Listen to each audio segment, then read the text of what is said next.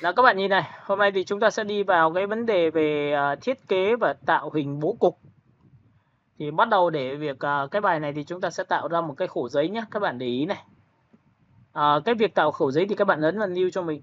Và trong phần new thì mình sẽ đặt cho nó một cái kích thước. Và các bạn lưu ý rằng là nếu mà chúng ta thiết kế theo chiều nằm ngang thì khác và chiều nằm dọc thì khác nhá. Ok, lúc này thì chúng ta sẽ đi đến cái phần là 1200 và nhân với lại 600. Và tiếp theo nữa thì mình để là 150. Và tất cả mọi thứ thì mọi người nên để ý chúng ta đang để là pixel, không ấn vào tích và chữ AWAP. Tiếp theo là hệ màu là chúng ta chọn vào RGB. Tiếp theo nữa là chúng ta chọn vào 8 bit. Tiếp theo nữa là chúng ta chọn là background là màu trắng. Tất cả từ trên xuống dưới chúng ta kiểm tra lại một lần trước khi làm. Đó. Và bạn nào nếu mà còn thắc mắc và thậm chí là chưa hiểu phần này thì chúng ta sẽ quay trở lại với cái bài 1 mình đã cho online trên kênh rồi. Cũng giống như là chúng ta cho online hoàn toàn trực tiếp trên Zalo rồi. Nha, các bạn nhớ nhá. Ok, sau khi đã tạo xong một cái khổ giấy thì các bạn để ý cho mình một tí là lúc này thì chúng ta sẽ đặt cái này sâu xuống một tí để làm cho nó dễ. Nào. Các bạn để ý này, để muốn tạo hình ra hình tròn thì người ta có mấy cách như sau. Một là chúng ta sẽ tạo bằng cái hình như sau. Cái nguyên tắc của tạo hình thì hình tròn luôn luôn phải tròn. Bởi vì khi tròn như vậy thì cái giá trị về đường cong của các bạn sẽ phát huy một cách tối đa. Và tiếp theo, nếu là bố cục đường cong và đường gọi là đường cong đơn thì không cái gì vượt qua được cái giá trị của cái giá trị về hình tròn. Và các bạn nhớ cho tôi hình tròn thì chúng ta có thể giữ ship và chúng ta vẽ ở đây. Nhớ một điều rằng khi giữ ship thì các bạn nhìn này, giữ ship và kéo chuột. Và sau khi kéo chuột xong thì các bạn thấy ưng ý thì các bạn buông tay ra giúp mình cái. Và cố gắng làm sao cái tỷ lệ hình của chúng ta chiếm với tỷ lệ bằng bao nhiêu phần trăm? 3%. 1/3. Được chưa? Và sau khi đã làm xong thì buông tay thì các bạn đã có một cái vùng chọn tương đối là như này rồi. Thì lúc này người ta sẽ có những cái cách tạo hình như sau là các bạn sẽ ấn vào F7. Nhớ nhá. Chúng ta ấn F7. Và sau khi ấn F7 xong thì chúng ta nhớ một điều rằng cứ có vùng chọn sẽ có một layer mới. Có layer mới sẽ có một đối tượng mới nằm trên nó, nên là mình sẽ tạm thời mình đổ một cái màu đó là màu ghi cho các bạn. Các bạn nhìn thấy màu ghi chưa? Với sắc độ như thế này thì bạn đập lên một layer mới cho tôi và tôi đổ màu bằng lệnh lá án DNT. Với DNT xong thì các bạn dứt lệnh bằng lệnh là Ctrl D là ngay lập tức chúng ta sẽ có được cái đường cung tròn như này. Và cái đường cung tròn này nó sẽ hợp với cái giá trị khi mà chúng ta làm tổng quan. Những cái khung hình to sẽ hợp với giá trị tổng quan. Các bạn lưu ý cho tôi một điều như vậy. Tiếp theo thì các bạn sẽ chọn cho tôi lần thứ hai thì cũng giống như vậy thì chúng ta sẽ giữ ship. Qua mỗi bài này tôi yêu cầu các bạn sẽ phải vẽ từng lại bố cục một cho chắc chắn nhé. Đấy nhá, bố cục số 1 tôi sẽ vẽ cho các bạn xem. Và trong quá trình khi vẽ như này thì các bạn nhớ này, tôi lại giữ ship để nó trở thành hình tròn. Và chuột thì chúng ta không buông tay nhé, chuột tôi vẫn kéo như bình thường nhé, tôi không buông tay một cái gì cả. Tôi vẫn giữ ship và sau đó thì tôi kết hợp thêm phím cách để tôi đẩy sang phải sang trái. Đó, đẩy sang phải sang trái. Và sau khi đẩy sang phải sang trái xong rồi cái tỷ lệ bắt đầu là từ đây đến to, vừa và bé thì bắt đầu tôi dừng lại lần thứ hai, bắt đầu tôi đập ra một layer thứ hai. Và layer này chắc chắn là tôi xác định nó nằm ở phía dưới bởi vì nó là lớp đệm. Nên các bạn nhớ cho tôi là tôi sẽ làm cho nó một cái màu nó sáng hơn. Bởi vì phía trên đậm rồi thì phía này nó sẽ sáng hơn nhé, các bạn nhớ nhá.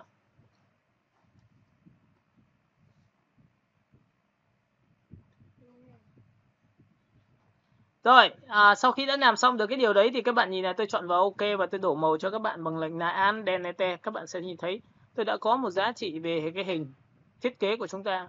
Và cũng tương tự như vậy với cái giá trị tiếp theo nữa thì bạn lại lập ra một layer mới nhưng lại vẽ vùng chọn mới để luyện. Với cái này thì các bạn nhớ cho tôi là tôi giữ phím cách và tôi đẩy sang phải sang trái cho các bạn. Và với đẩy sang phải sang trái thì các bạn sẽ nhìn thấy là tôi đã có được cái hình này và tôi kéo đây.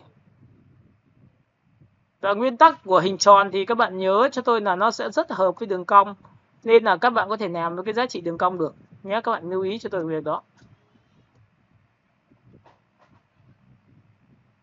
Được không ạ? Rồi, sau khi đã làm xong thì chúng ta sẽ lập ra một layer mới và chúng ta để đổ màu một cái như sau. Rồi, chúng ta đổi màu bằng lệnh là Andennete. Và lúc này thì cái hình của chúng ta nó nằm ở đâu? Nó lại nằm ở phần dưới cùng. Và lúc này các bạn sẽ nhìn thấy tôi đang tập chuyển độ nhé. Chuyển độ này, vẽ khung hình này. Nó có to vừa bé này. Để như vậy nó sẽ rất là chắc chắn cho các bạn. Phần thứ hai, sau khi đã làm xong được cái tỷ lệ như này thì các bạn sẽ nhìn thấy là hình của tôi đã được hoàn thiện. Và cũng tương tự như vậy chúng ta tạo ra những cái đường chuyển động bên tay phải. Và cái này nó chỉ là những cái lớp hình rất là mờ. Ví dụ to như này thì các bạn có thể đảo ngược này, chiều này. Đó, đảo chiều như này. Và mờ thế nhá. Lập ra một layer mới và lúc này chúng ta sẽ đổ màu một cách nhẹ nhàng hơn. Dùng Anden. Và sau khi Anden xong thì các bạn sẽ chọn cho tôi giá trị là số 3, số 2, số 5, số 4. Đó, các bạn nhìn nha. Đây là những giá trị đều gọi là kéo lại giá trị hình của chúng ta vẽ một cái nhỏ hơn như này. Có to, có nhỏ, có vừa, có nét, có mảng. Đó, sau đó lập ra một layer mới và chúng ta lại dùng lệnh Anden. Các bạn sẽ nhìn thấy những cái chi tiết vào nơi này, chúng ta sẽ vẽ những cái chi tiết nhỏ hơn và chúng ta lại lập ra một layer mới và chúng ta lại dùng lệnh Anden. Đó, các bạn có nhìn thấy không ạ? Và những chi tiết này nó sẽ khiến cho cái sản phẩm của các bạn, những cái background của các bạn nó có chiều sâu là đậm, trung gian, sáng. Nó có những cái lớp đi từ trên xuống dưới, nó có các tầng lớp để các bạn làm. Các bạn nhớ cho tôi một điều đó. Và nguyên tắc của trang trí thì các bạn nhớ rồi. Khi thiết kế bao giờ phải có giá trị về trang trí. Nên chúng ta có thể quay trở lại vùng chọn bằng lệnh như sau. Chuột phải vào chính đối tượng đó, giữ phím Ctrl quay trở lại. Sau khi quay trở lại xong thì các bạn lại quay trở về cái thuộc tính là gì? Chúng ta lại có vùng chọn. Sau khi có vùng chọn xong thì chúng ta lại phải có layer mới. Con layer mới thì xong rồi chúng ta phải dùng công cụ M. M để làm gì ạ? Để tôi biến cái lúc này tôi không đổ màu nữa mà tôi đổ viền. Mà đổ viền thì phải có vùng chọn. Nhìn thấy vùng chọn chưa? Rồi, sau khi có vùng chọn xong thì chúng ta sẽ chuột phải vào trong vùng chọn đó và có lệnh là stroke. Các bạn nhớ là muốn xuất hiện cái stroke này thì phải trở về vùng chọn. Và sau khi trở về vùng chọn xong thì các bạn có thể chọn 3, chọn 2, chọn 1. Và lúc này tôi cố tình tôi sẽ tạo ra một cái nét nó đậm hơn một tí để cho các bạn nhìn dễ hơn. Sau này chúng ta sẽ chỉnh cái cường độ của nó đi nhé. Và tương tự như vậy thì V, Ctrl D. V là trở về V này. Ctrl D là dứt lệnh vùng chọn này. Bạn sẽ nhìn thấy một cái nét của chúng ta như này. Chúng ta được quyền tạo ra những cái giá trị về trang trí cho thiết kế bằng cách như sau. Một, bạn sẽ cho cái này chạy lên trên. Hoặc các bạn sẽ cho cái này chạy xuống dưới bằng cách dùng công cụ M. Quét qua một nửa phần phía dưới. Và chúng ta có thể xóa cái biểu tượng này đi. Và tiếp theo, phần thứ hai, bạn dùng công cụ M, bạn quét qua bên tay trái, bên tay phải. Bạn lại xóa tiếp. Cái nhiệm vụ như này để làm cho chúng ta có tính thiết kế thôi. Nó phải có nét mảng mà. Nên là tôi sẽ làm nét mảng cho các bạn. Và lúc này tôi sẽ dùng công cụ M tôi kéo vào đây. Và sau khi tôi kéo xong thì tôi sẽ tạo ra, không cần phải tạo layer mới nữa, bởi vì tôi xác định là cái này nó sẽ cùng với cái nét này trên một mảng. Và nó sẽ giúp cho các bạn là trên layer này các bạn sẽ làm nhanh hơn và nhẹ hơn. Thì các bạn sẽ dùng lệnh là án Delete, các bạn sẽ nhìn thấy cái nét của tôi đã xong rồi một cái nét. Và đây là tính trang trí của chúng ta nha. Cũng tương đồng như vậy thì chúng ta sẽ chuột phải chọn vào cái đối tượng số 2. Với cái đối tượng số 2 như này thì các bạn để ý cho tôi tiếp theo một giá trị nữa là chúng ta lại quay trở lại vùng chọn. Và sau khi quay trở lại vùng chọn xong thì các bạn lại lập ra một layer mới cho tôi. Rồi, sau khi đã có layer mới xong thì chúng ta lại dùng công cụ M, chúng ta lại chuột phải chọn vào stroke. Và lúc này thì các bạn sẽ nhìn thấy tôi đã có 3. Và lúc này cái nét này chạy xuống dưới thì tôi sẽ cho cái nét này chạy lên trên. Và cái nét này chạy lên trên bằng bao nhiêu thì đấy là việc mà chúng ta phải tự nghĩ. Làm sao cho nó phù hợp và các bạn có thể tạo ra những giá trị như thế này. Rồi, sau khi đã giá trị như này xong thì chúng ta sẽ phóng to một tí nữa lên và chúng ta sẽ thực hiện thao tác. Lúc này chúng ta sẽ dùng cái công cụ hình tròn và vẽ vào. Và sau khi vẽ xong thì chúng ta sẽ đổ màu trực tiếp bằng lệnh là Andennete.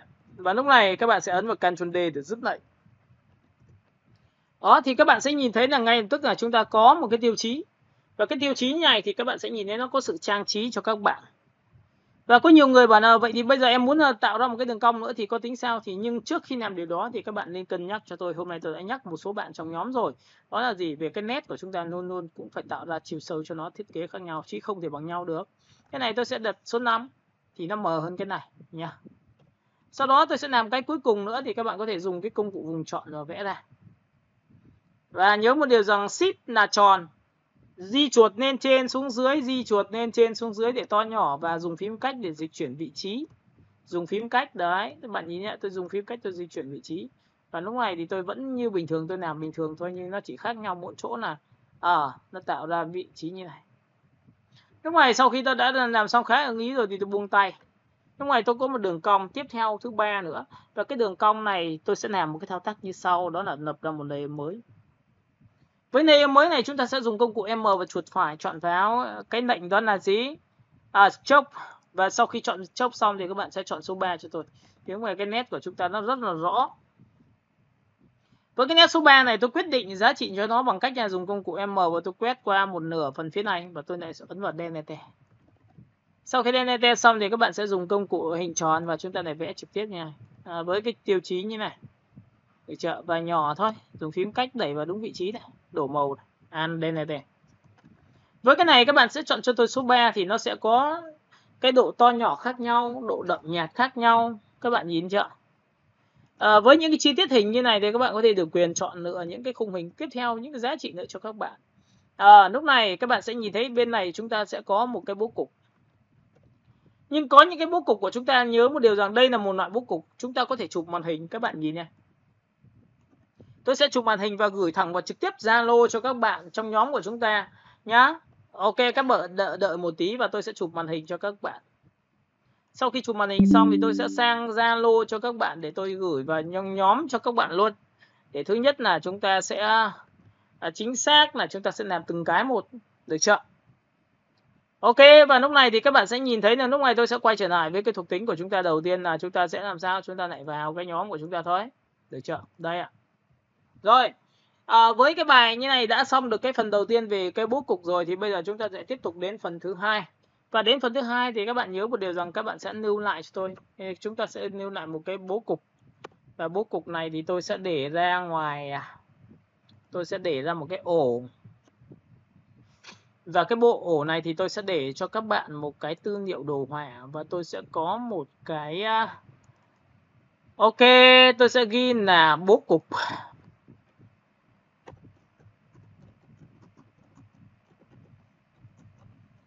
Ok, sau khi đó thì bố cục đã xong thì tôi sẽ chọn vào biểu tượng là xếp thôi, 1 nhá, ok. Rồi, với từ một cái bố cục này các bạn có thể sáng tạo thành nhiều loại bố cục khác nhau. Ví dụ, từ một cái hình này các bạn được quyền chọn cho tôi một cái công cụ M có thể quét qua vị trí để tạo ra độ to nhỏ cho nó. Nhưng nhớ một điều, tạo độ to nhỏ để làm gì thì các bạn nhìn vào đây cho tôi. Tôi tạo ra một cái hình như này. Và sau khi tạo hình xong thì tôi sẽ nhân bản trực tiếp từ cái phiên bản này lên. Các bạn để ý này. Đây là phiên bản tôi ấn vào Ctrl G. Sau khi mà Ctrl G xong thì tôi kéo ra cho bạn và thậm chí là tôi sẽ thay đổi màu để cho các bạn biết rằng là tôi đã có một cái miếng ở đây. Ok. Các bạn hiểu đoạn này chưa? Cả lớp mình ơi. Alo. Rồi thầy ơi. Rồi thì các bạn nhìn vào đây cho tôi. Lúc này sau khi chọn xong thì muốn đổ cái màu khác thì tôi sẽ khóa nền lại. Và khóa nền lại thì chúng ta dùng lệnh là Delete. Và nhớ nhá, lúc này chúng ta khóa nền nha. Và chúng ta ấn vào Delete như thế này. Thì các bạn sẽ nhìn thấy tôi đã có một miếng màu. Nhưng chính vì cái miếng màu này tôi muốn rằng ở đây có một cái giá trị như sau là tôi tạo ra một cái khe hở giữa cái đối tượng 1 và đối tượng 2 thì bằng cách nào? Thì đây chính là phần mới của các bạn đấy ạ. Thì các bạn nhớ cho tôi là để muốn quay trở lại vùng chọn cho đối tượng, chúng ta giữ phím Ctrl và tích thẳng vào ô ảnh thu nhỏ. Sau khi ô ảnh thu nhỏ xong thì ở đây trong cái Photoshop người ta có một cái tiêu chí rất hay là làm cho cái vùng chọn này nó lớn lên. Nhưng lớn lên lại theo tỷ lệ đồng dạng, chứ không phải là chúng ta dùng công cụ M. Chuột phải chọn vào Transform Selection. Bởi vì nếu mà các bạn chọn vào Transform Selection như này mà bạn dùng phím Alt bạn kéo ra thì đôi lúc cái hình của các bạn nó sẽ không đúng nhá. Các bạn nhớ cho tôi này. Nhìn này, tôi phóng to cho các bạn xem này. Khoảng cách ở đây lại to, khoảng cách ở đây nó lại hẹp, khoảng cách ở đây lại to lên. Vậy thì có nghĩa là sai. Tôi muốn song song cơ, tôi muốn đồng dạng cơ thì phải bằng cách nào? Thì bạn nhìn vào đây cho tôi. Lúc này để muốn vùng chọn một cách đồng dạng, đây là một trong những cái lệnh mà tôi cũng hay dùng. Các bạn sẽ chọn vào Select cho tôi. Lúc này chọn vào Modify và chúng ta chọn vào. Ở đây nó có hai giá trị mà bạn quan tâm. Một, Expand, hai là Contrast. Khi mà chúng ta chọn vào Expand xong, bạn chọn số 5. thì các bạn nhìn thấy cái vùng chọn nó ra với tỷ lệ là từ mép của thiết kế đấy ra một đoạn, ra một đoạn, ra một đoạn. Ok. Và lúc này sau khi ra một đoạn xong thì tôi sử dụng một cái tiêu chí là tôi không dùng trên layer số 10 nữa. Layer số 10 chính là layer miếng đậm này, tôi không dùng trên nó nữa. Mà tôi lại chuột phải chọn vào layer phía dưới là layer 1. Vậy bây giờ nếu mà tôi sử dụng cái lệnh là delete thì có phải nó xóa trong vùng chọn chỗ này không ạ? Nó xóa hết trong vùng chọn chỗ này không ạ? Thì bỗng nhiên nó sẽ tạo ra khoảng cách gì? Cái miếng hình số 1 và những miếng hình layer 10 nó có khoảng cách khe hở như này này. Các bạn hiểu cái đoạn này chưa nhỉ? Alo. Hiểu thầy ơi. Những cái đoạn này các bạn nên để ý cho tôi, bởi vì là sau này nó sẽ tạo ra rất nhiều thể loại bố cục và các bạn có thể là khi chuyển sang Illustrator các bạn sẽ nhớ lại toàn bộ cho tôi, thì từ khắc chúng ta sẽ tạo ra những cái bố cục mới không liên quan đến ai cả nhá. Thì các bạn nhìn này, tôi sẽ chuột phải chọn vào layer số 1 và tôi thực hiện lệnh delete. Thì các bạn sẽ nhìn thấy ở đây nó có một cái khe. Nhìn thấy khe chưa? Đây là một miếng này. Đây là miếng thứ hai này, nhìn thấy chưa? Rồi, vậy cái tiêu chí thứ hai nữa là chúng ta đã đi xong được cái hình này. Vậy thì trong một giá trị nào đó bạn được quyền chọn 1, chọn 2. Chọn 1, chọn 2. Tôi ép cả hai cái thành này thành 1 được không ạ? Alo? Được thầy ơi. Rồi, vậy thì bây giờ nếu mà tôi ấn vào tôi ép thành 1 thì bằng Ctrl E thì các bạn sẽ nhìn thấy là tôi ấn Ctrl E thì lúc này hai cái này thành 1. Và sau khi trở thành 2 thành 1 thì bạn có thể cho bất cứ một tấm ảnh nào và chui vào cái hình này thì nó lại cách một cái khe này nhá, các bạn nhớ nhá, Ctrl O. Tôi sẽ cho các bạn xem bằng cách tôi chọn vào download. Trong phần download của các bạn thì nó sẽ có rất nhiều những cái tiêu chí mà của các bạn đang làm. Ví dụ, tôi có thể chọn một cái ảnh. Sau khi tôi đã có một cái ảnh xong thì tôi ấn vào Ctrl A là chọn hết. Ctrl C là copy. Sau đó sang file thiết kế của các bạn thì các bạn sẽ ấn paste vào đây. Nhưng trước khi paste vào thì các bạn sẽ phải chuột phải chọn vào đối tượng cho tôi. Nhìn thấy chưa? Sau đó thì các bạn sẽ ấn vào Ctrl V cho tôi. Lúc này thì chúng ta sẽ chọn vào Ctrl Alt G. Các bạn sẽ nhìn thấy cái chi tiết của chúng ta đã đi vào, và lúc này chúng ta sẽ làm sao? Trang trí cho nó, thiết kế cho nó. Hình tròn chúng ta đã gần như đã được rồi. Ok, chúng ta cầm vào đây. Được chưa? Rồi, chúng ta tiếp tục chúng ta chọn vào đây. Chúng ta kéo vào đây. Đó, các bạn có nhìn thấy không ạ? Và lúc này tôi sẽ đẩy cái đối tượng này, có thể là thu nhỏ lại một tí nữa. Được chưa? Đấy, được chưa? Vậy trong trường hợp này nếu tôi đẩy lên như này thì nó sẽ không bị vào mặt của cô gái. Đấy, tùy thuộc theo tính chất của các bạn đang mong muốn là gì để chúng ta đưa vào cái hình thiết kế của chúng ta một cách đẹp nhất. Được chưa? Rồi, sau khi đã làm xong đây thì các bạn sẽ nhìn thấy là cái cách đưa vào khung hình của chúng ta đã có sự khác biệt. Và tất nhiên đã có một sự tính toán, và trong cái sự tính toán đấy thì người ta cũng có một cái tiêu chí tiếp theo nữa là ok, tôi lại Ctrl Z lại cho các bạn. Tôi lại Ctrl Z. Và lúc này tôi Ctrl Z là ngay từ đến đoạn đầu này. Các bạn nhìn thấy đến đoạn đầu chưa? Đây, đoạn này chưa có khe hở nào cả. Nhìn chưa? Tôi sẽ làm lại cho các bạn một lần nữa nhá. Giữ phím Ctrl quay trở lại vùng chọn. Làm cho vùng chọn này to lên đồng dạng, chúng ta chọn vào Select và chúng ta chọn vào Modify và chúng ta chọn vào biểu tượng là Expand. Lúc này tôi sẽ chọn cho nó giá trị là số 3. Sau khi chọn vào số 3 xong thì bạn sẽ chuột phải chọn vào đây và tôi sẽ thực hiện lệnh xóa. Thì các bạn sẽ nhìn thấy cái khe hở của chúng ta được như này rồi. Bây giờ tiếp theo tôi lại làm thêm một cái tiêu chí nữa là tôi sẽ dùng công cụ M, tôi lại quét qua một vùng chọn tiếp theo. Và độ này thì tôi sẽ cho nó độ nhỏ hơn. Nhá, đây là các bạn sẽ nhìn này, tôi sẽ làm rất là bé nha. Tôi lại thực hiện thao tác là chọn vào phím V, chuột phải vào layer 10 và lại ấn vào Ctrl Z. Thì lúc này cái hình này tôi đã tạo ra hình số 3. Cái hình số 3 này nhớ nhá, sau bài này tôi yêu cầu các bạn tự sáng tạo, nhưng nguyên tắc là phải trong khung.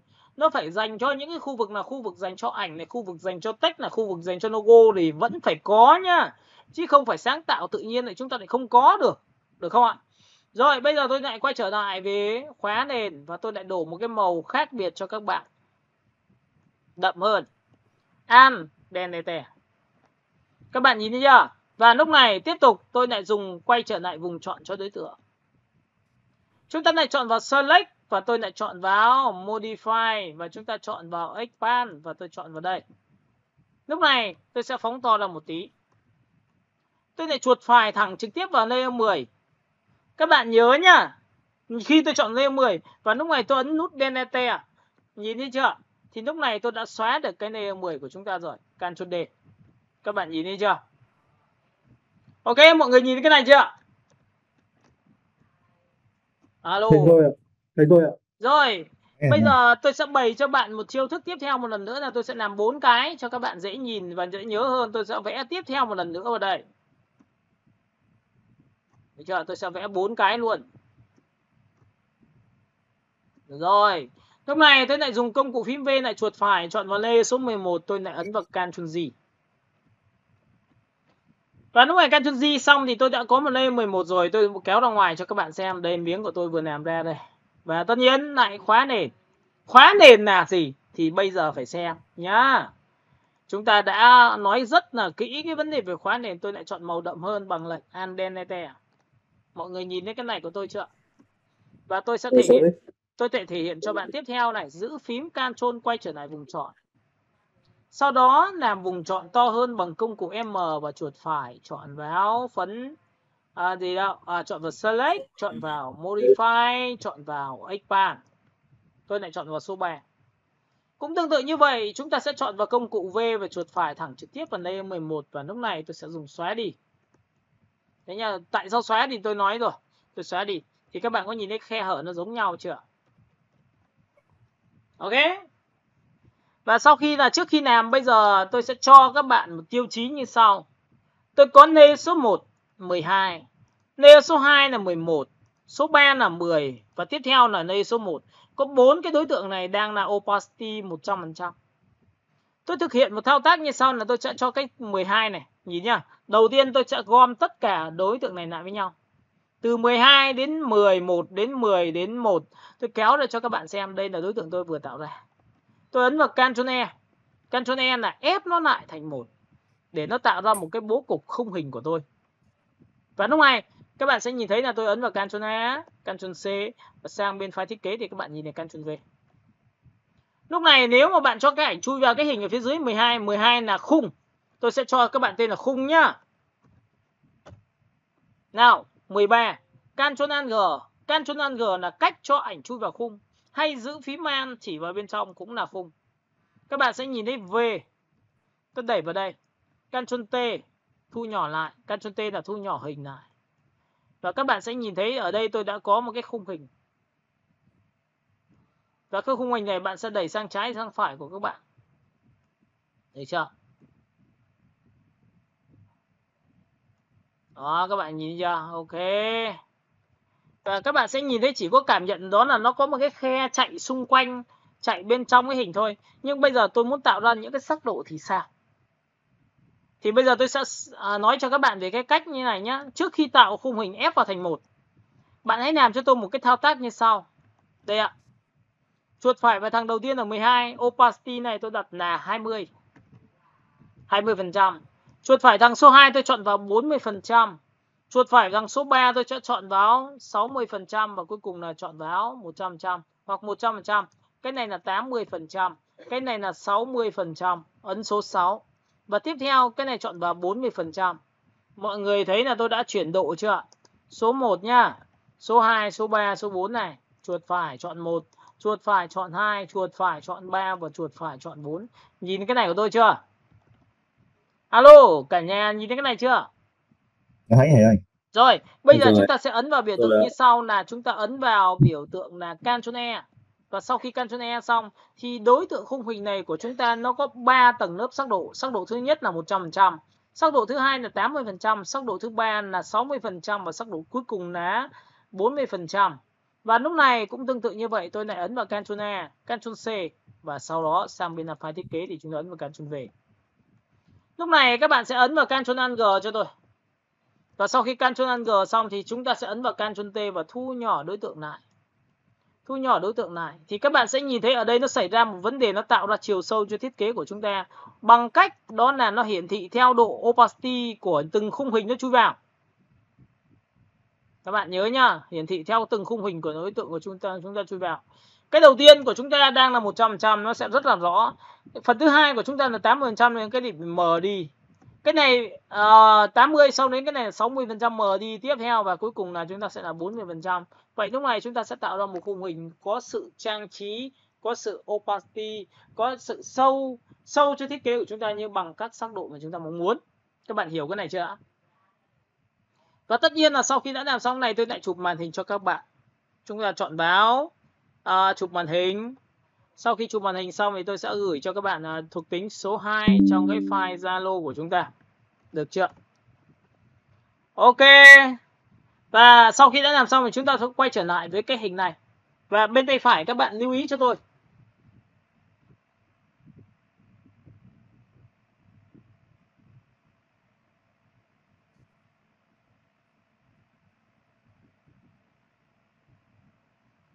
Ok, các bạn sẽ nhìn thế này chưa? Sau khi mà đã làm xong được cái này xong thì các bạn để ý cho tôi một tí nữa là tôi sẽ làm một cái thao tác. Quên mất gửi một cái đường link cho một cái bạn. Được không ạ? Ok, đợi tí, tôi sẽ gửi đường link cho một cái bạn, sau đó thì tôi sẽ cho bạn ấy vào, sau đó thì chúng ta sẽ học tiếp. Rồi, các bạn sẽ nhìn vào cái thiết kế của chúng ta. Từ bên tay trái chúng ta có một sự sáng tạo và bạn có thể đảo chiều khác nhau để tạo ra những cái khung hình thiết kế khác nhau. Được không ạ? Ok, mọi người đến đây hiểu chưa nhỉ? Em hiểu thầy ơi. Rồi. Rồi. Bạn nào mà còn khúc mắc thì phải xem lại kỹ cái bài 1 tôi vừa gửi cho các bạn nhá. Bài 1 đấy nhá, bài 1 rất là quan trọng. Rồi, phần bên tay phải của các bạn thì các bạn sẽ chọn lựa cho tôi là khi làm với bố cục hình tròn thì nó sẽ cực kỳ hợp với giá trị đó là gì? Các bạn nhớ nhá, đây là khung hình của chúng ta. Chúng ta có thể lựa chọn bằng cách làm sao? Đây, logo. Logo thường thường của thiết kế của chúng ta luôn luôn đặt ở góc đây. Đặt ở vị trí như này. Và sau khi đã lựa chọn xong như này thì các bạn sẽ đổ cho tôi một cái màu, và tất nhiên cái màu này luôn luôn là có giá trị là có thể, ví dụ sản phẩm chúng ta là màu đỏ thì chúng ta có thể kéo đỏ ra đây. Ví dụ theo đúng nguyên tắc của cơ sở tạo hình Denete. Sau khi đã chọn xong được cái giá trị như này thì bạn đặt vào đúng trung tâm cho tôi, và việc tiếp theo các bạn sẽ chọn cho tôi một cái phông chữ. Và phông chữ dành cho trang sức, phông chữ dành cho những cái thiết kế thường thường người ta sẽ đi liền với hai giá trị như sau. Các bạn lưu ý cho tôi nhá. Ví dụ như là chúng ta sẽ chọn một cái text, và cái text này thì thường thường là tôi sẽ chọn cho nó một cái text, đầu tiên là text in hoa. Và với text in hoa như này thì các bạn nhớ cho tôi là trong phần text này nó đang rất là mờ. Chúng ta có thể chọn cho nó là màu nó đậm hơn. Đấy, các bạn có nhìn thấy không ạ? Và khi chúng ta chọn đậm hơn thì cái thiết kế của chúng ta trông nó cũng bắt đầu ổn hơn rất nhiều rồi. Và phông chữ này là luôn luôn là phông chữ có chân nhá. Các bạn nhớ nhá, phông chữ có chân. Đây là một giả thiết. Đây là một giả thiết khi làm về thiết kế, và các bạn được quyền tạo ra giả thiết này. Nhưng sau này như tôi đã chia sẻ cho các bạn biết là các bạn muốn làm sản phẩm thực tế và làm CV xin việc thì buộc là chúng ta phải lên trên mạng search một cái banner.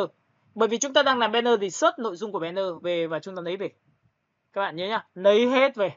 Và sau đó này lấy hết về thì bắt đầu là chúng ta sẽ tập dượt với giá trị là tạo bố cục bằng chữ. Bởi vì đây là chính là phần tiếp theo của các bạn, là các bạn phải luyện tập rất là kỹ. Và cứ luyện tập đến đâu thì chúng ta gửi lên trên nhóm lên đấy để tôi nhận xét cho các bạn. Tôi góp ý cho các bạn và các bạn sẽ tiến bộ theo từng ngày một. Được chưa? Ok, bây giờ thì chúng ta sẽ có một cái tiêu chí text số 2. Ví dụ có nhiều người thì đặt một cái câu chuyện như sau là chúng ta có thể chọn vào giảm giá. Ví dụ như này, giảm giá. Và chúng ta sẽ có một 20%. Sau khi tôi đã có 20% xong thì tôi sẽ phóng to lên trong trường hợp như này. Ví dụ, nếu mà trong trường hợp 20% như này thì được rồi. Nhưng có phần thứ hai nữa là chúng ta sẽ có là gì? Toàn bộ sản phẩm. Tôi sẽ đánh không dấu nhá. Bởi vì phông nước ngoài nên là chúng ta sẽ phải chế dấu sau. Được chưa? Ví dụ nếu mà rơi trường hợp toàn bộ sản phẩm như này thì buộc là các bạn sẽ phải chơi một cái trò như sau. Tôi sẽ chọn vào phông số 1, tôi chọn vào phông số 2. Nhìn chưa? Người ta có những cách xếp như sau. Buộc một là các bạn sẽ cân đong đo đếm bằng hết cho tôi. Ví dụ tất cả các chữ của các bạn quy định rằng chữ to thì bạn sẽ đánh cho tôi một hình chữ nhật lớn hơn. Nhớ nhá, lớn hơn. Chữ bé các bạn sẽ đánh cho tôi một cái dòng bé hơn. Lập ra một name mới đổ màu. Có nghĩa là xếp cái chữ vào những cái khu vực của những hình chữ nhật này. Thì sau khi bỏ hình chữ nhật đi thì bố cục chữ của chúng ta cực kỳ chắc chắn luôn. Các bạn nhớ nhá. Rồi chữ bé nữa thì chúng ta sẽ xếp bé hơn. Được chưa? Nào đổ màu tiếp. Và việc còn lại của các bạn là xếp các vị trí chữ này vào đúng bằng cái khung hình của chữ nhật cho tôi. Để miễn sao cuối cùng nó sẽ tạo ra bố cục như này nha. Ok. Còn bây giờ thì chúng ta sẽ quay trở lại với cái việc mà vừa rồi tôi vừa chia sẻ cho các bạn đây ạ. Cái text số 1 và text số 2. Text số 2 này tôi sẽ chọn cho nó một cái phông chữ. Đó là gì? Phông chữ trên là phông chữ nét thanh, nét đậm và có chân. Ok, và nó sẽ dành cho những dạng mỹ phẩm, thời trang, đồng hồ dùng rất nhiều thể loại này. Nhưng phông chữ dưới thì thường thường chúng ta có thể chọn một cái phông chữ như sau. Có thể là phông chữ không chân nên có thể là UTM. Sau việc này các bạn nào thiếu phông tôi sẽ gửi phông cho các bạn UTM, AVO. Và sau khi chọn ở phông chữ UTM, AVO xong thì tôi sẽ có một cái phông chữ 20% như này. Và chúng ta chỉ dùng 2 phông chữ thôi. Không được phép dùng quá nhiều. Tôi lại chọn vào UTM. Ok. Sau này tôi sẽ dạy cho các bạn về cách tìm phông.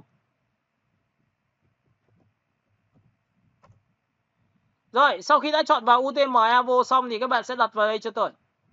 Thì các bạn để ý cho tôi nhá. Trong trường hợp này, cái phông chữ của chúng ta, cái chữ này của chúng ta cần nét hơn, sắc nét hơn. Thì phông chữ này phải là đậm hơn. Các bạn sẽ chọn cho tôi một cái phông chữ đậm hơn. Còn phông chữ này thì các bạn sẽ nhìn thấy nó là phông chữ phụ, nó phải bé hơn. Và đã là bé hơn thì các bạn sẽ nhớ cho tôi làm sao nó sẽ nằm dưới cho các bạn. Và lúc này chúng ta sẽ được quyền tạo ra những cái cảm giác như sau. Toàn bộ sản phẩm. Toàn bộ sản phẩm này tôi ấn vào Ctrl T và tôi kéo to ra. Miễn sao để cho nó đúng bằng chiều ngang của cái đầu chữ giảm giá là được rồi. Hai cái này tạo ra một hình chữ nhật. Còn riêng cái số 20% thì các bạn nhớ cho tôi là các giải pháp như này phải đặt đúng bằng như này, Ctrl X. Ctrl X là cắt đi. Sau đó thì dùng cái text và tích thẳng vào. Lại ấn vào Ctrl V. Và sau khi Ctrl V xong thì bạn sẽ phóng to cho tôi. Lúc này câu chuyện của chúng ta nó nằm ở đây. Và nhớ một điều rằng khi sắp xếp như này thì luôn luôn nó tạo ra hình chữ nhật và hình vuông. Các bạn nhớ nha, tôi sẽ tạo ở đây và tôi sẽ phóng to cái này lên. Để làm sao cái chiều cao của chữ 20% bằng chiều cao của hai chữ giảm giá và toàn bộ sản phẩm. Nha. Ok, và lúc này sau khi đã được xong thì bạn ấn lên đây cho tôi như này. Chuột phải chọn vào biểu tượng 1, chuột phải chọn vào biểu tượng 2, chuột phải chọn vào biểu tượng 3. Đây là một cái cụm chữ của các bạn. Và cái cụm chữ này thì không nhất thiết phải to quá nên tôi thu nhỏ lại. Được chưa?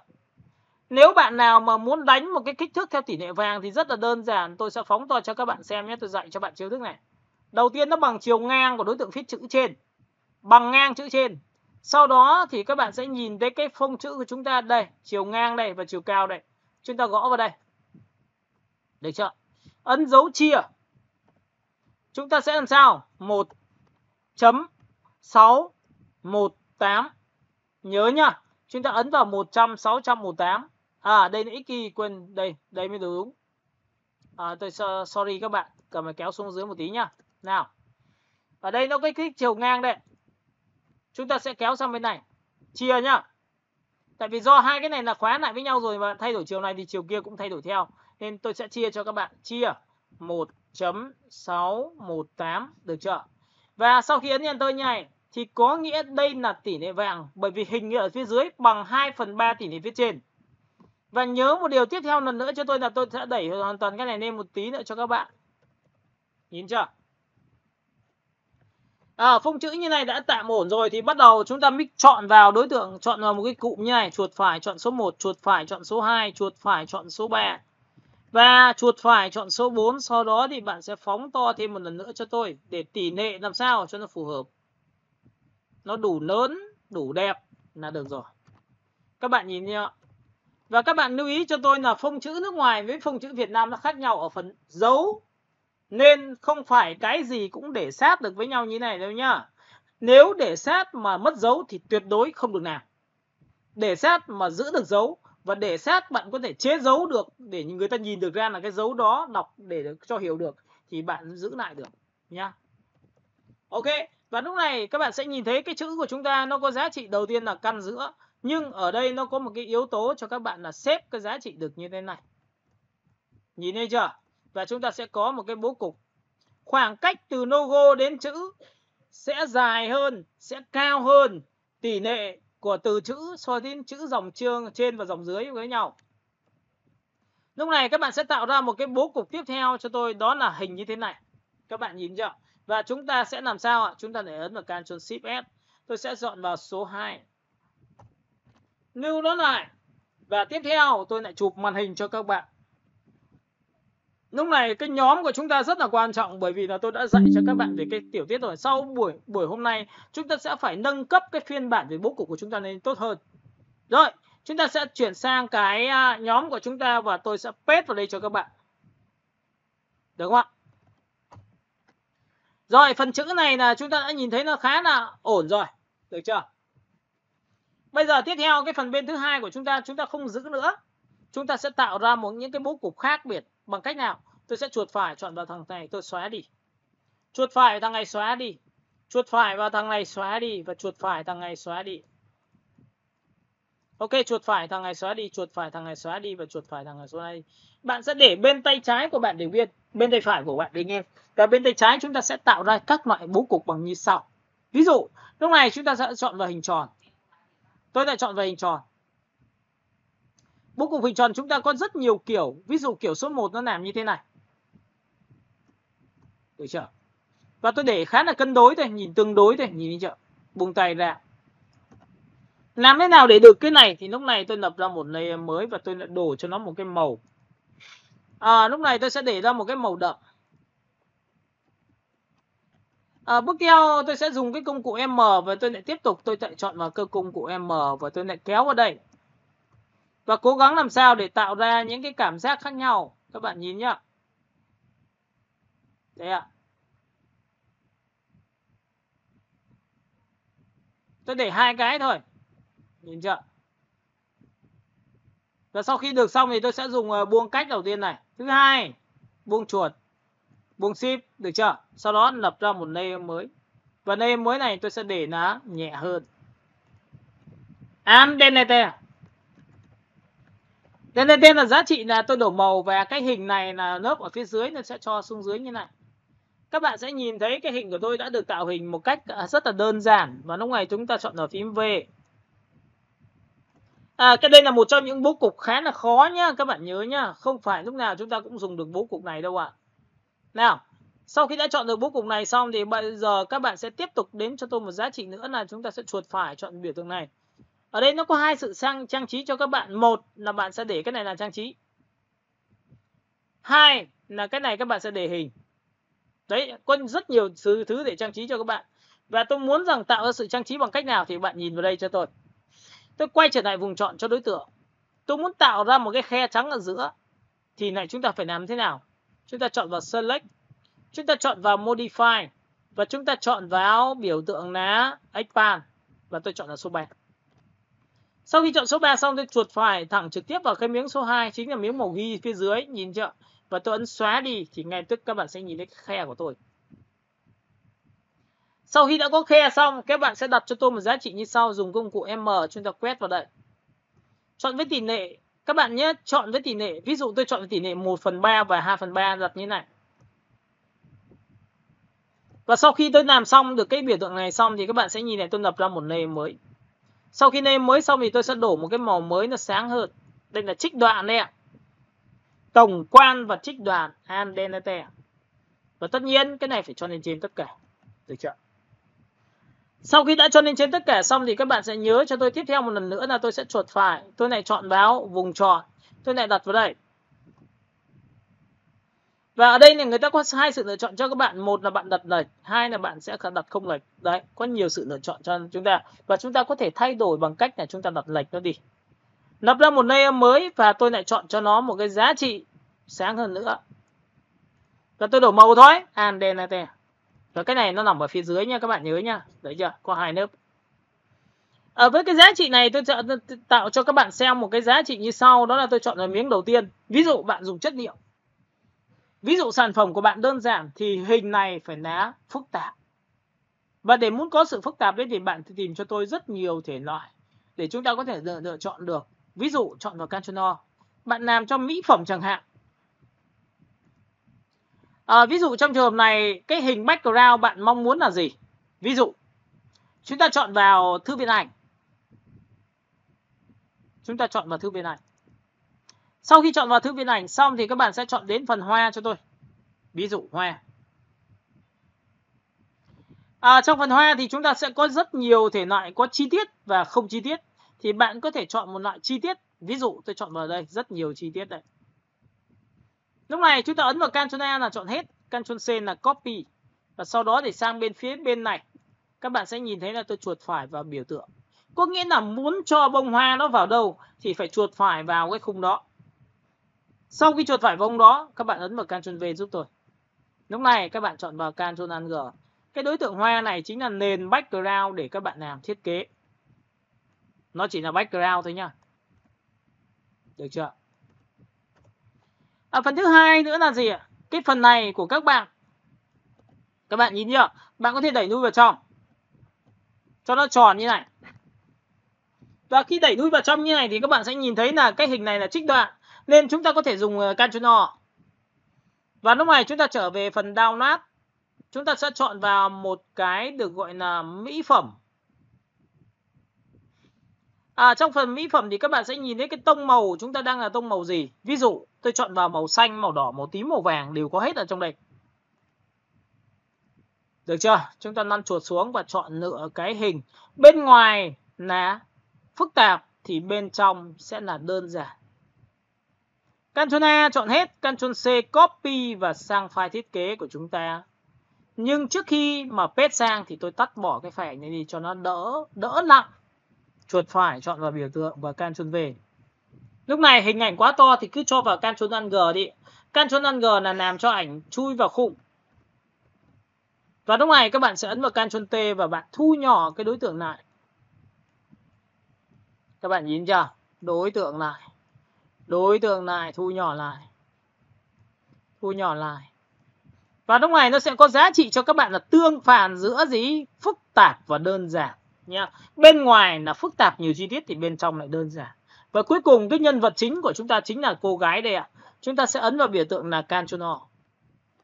Trong phần Ctrl O của các bạn thì nó sẽ có rất nhiều hình ảnh cô gái. Hãy chọn một cô gái có độ đẹp. Và tất nhiên cái phần này là phần rất mất thời gian, tôi cũng chia sẻ thật sự cho các bạn. Mất thời gian kinh khủng luôn. Và không phải lúc nào cũng được đâu nhá. Chúng ta sẽ chọn đến hình ảnh của cô gái. Đấy, có nhiều cô gái lắm. Nên là chúng ta cứ chọn lựa nó đúng nghĩa. Được chưa? Ok, chúng ta chọn 1, chọn 2, chọn 3. Ok, vậy thì lúc này tôi sẽ chọn vào đây. Tôi sẽ chọn đến một cô gái vậy. Lúc này chúng ta sẽ chọn đến một. Thôi lấy tạm cô gái này đi cho nó dễ dàng. Ctrl A chọn hết, Ctrl C copy và sang file thiết kế của các bạn chuột phải chọn vào đây và Ctrl V. Và lúc này các bạn sẽ chọn vào Ctrl G cho tôi thì lúc này cái hình của chúng ta đặt vào đây. Ảnh của chúng ta chẳng ảnh hưởng với ai cả, chúng ta thu nhỏ cái chuột lại một tí, chúng ta đặt vào đây. Các bạn sẽ nhìn thấy cái chi tiết của thiết kế của chúng ta nó sẽ đẹp ngay. Nhìn chưa?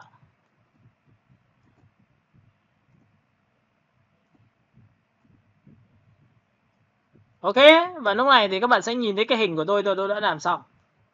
Được chưa? Và với cái thiết kế như này tôi có thể trang trí cho nó rất nhiều tiêu chí. Tiêu chí số 1 các bạn có thể làm như sau. Dùng cái giá trị quay trở lại vùng chọn cho đối tượng. Đây ạ. Sau khi quay trở lại đối tượng xong thì chúng ta sẽ làm ra một cái giá trị là lập ra một layer mới. Sau khi có layer mới rồi thì các bạn sẽ dùng công cụ M, chuột phải chọn vào phần Stroke. Sau khi chọn chốc xong thì tôi muốn đồng màu thì tôi chọn màu xanh. Và sau khi chọn màu xanh tôi ấn OK thì các bạn sẽ nhìn thấy lúc này tôi có một cái đường viền. Thế à, các bạn sẽ nhìn thấy ạ.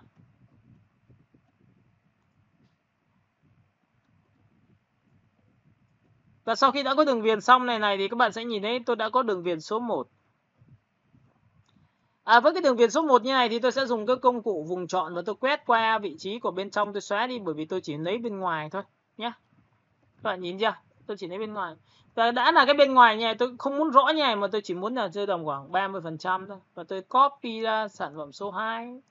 Tôi sẽ đẩy nút vào trong, tôi sẽ dọn vào số 2. Được chưa? Và giữ phím Mang tôi sẽ kéo vào đây một tí nữa cho các bạn.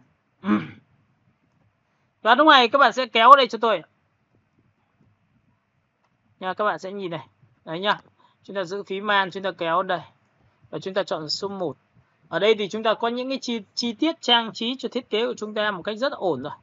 Và lúc này chúng ta sẽ phóng to và được quyền trang trí tạo ra sự vui cho thiết kế. Tôi hy vọng rằng những cái thứ này các bạn sẽ phải trang trí rất là nhiều. Lập ra một layer mới, tôi lại đổ một cái màu mới và màu mới thì tôi chọn đúng cái màu luôn. Chọn đúng cái màu nó nhẹ nhàng thôi. Được chưa? Sau đó thì tôi lại phải phóng to nên tôi lại vẽ một cái to hơn. Ok, lập ra một layer mới, đổ một cái màu mới. Được chưa? Rồi tiếp theo những bên trong này người ta có thể phóng to ra bên đây này và lại lập ra một layer mới, lại đổ một cái màu mới. Được chưa? Các bạn có thể ấn vào số 5 để opacity khác nhau. Sau đó thì tôi lại dùng vùng chọn mới, tôi lại vẽ vào đây. Không nhất thiết phải chọn màu ghi đâu nhá. Đây chỉ là hình thức trang trí và bạn được quyền chọn màu. Nhưng theo thông lệ bình thường bạn có thể chọn màu sáng và sáng hơn so với cái nền một tí, để nó đặt được vào trong cái khung hình của chúng ta mà. Được chưa? Đấy, các bạn có nhìn thấy không ạ? Một cái hình thức trang trí của chúng ta đã tạo ra một bố cục như này. Và sau khi đã tạo xong thì các bạn sẽ nhìn thấy là cái hình này của chúng ta được quyền chọn vào opacity 50% hoặc 60% hoặc 70% hoặc 80%, tùy theo tính chất của các bạn mong muốn. Rồi. Tiếp theo cũng tương tự như vậy, với cái tiêu chí này người ta có thể nhấn nhá qua cái bài hôm trước tôi vừa dạy cho các bạn. Đó là cái gì? Quay trở lại vùng chọn cho đối tượng, giữ phím Ctrl quay trở lại. Lập ra một layer mới, và layer mới này thì chúng ta sẽ dùng sao? Là M. Lại chuột phải chọn vào biểu tượng chốc. Sau đó các bạn hãy chọn cho tôi một cái nền màu trắng. Thì các bạn nhìn này, ok. Tôi đã có một cái viền màu trắng. Những cái viền màu trắng này tôi mong muốn rằng là bên trái và bên phải nó sẽ khác biệt. Nó sẽ sáng, còn bên trên và bên dưới thì làm sao? Đây, vậy thì lúc này các bạn sẽ nhìn thấy, nếu tôi dùng cái trường hợp M tôi quét qua phần giữa. Được chưa? Bây giờ tôi hỏi các bạn nhé, nếu mà tôi xóa như này thì các bạn sẽ thấy nó bị cổng.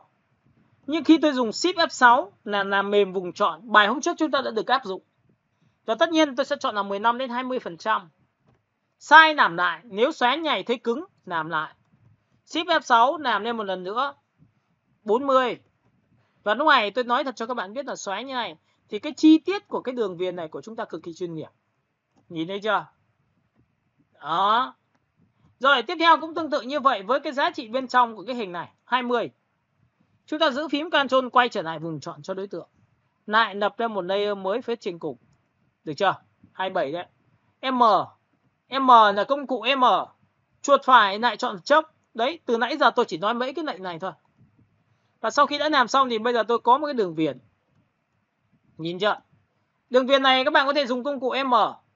Bạn quét qua ở một nửa này. Và lại dùng công cụ Shift F6. Lại làm mềm bằng 40. Và xóa đi.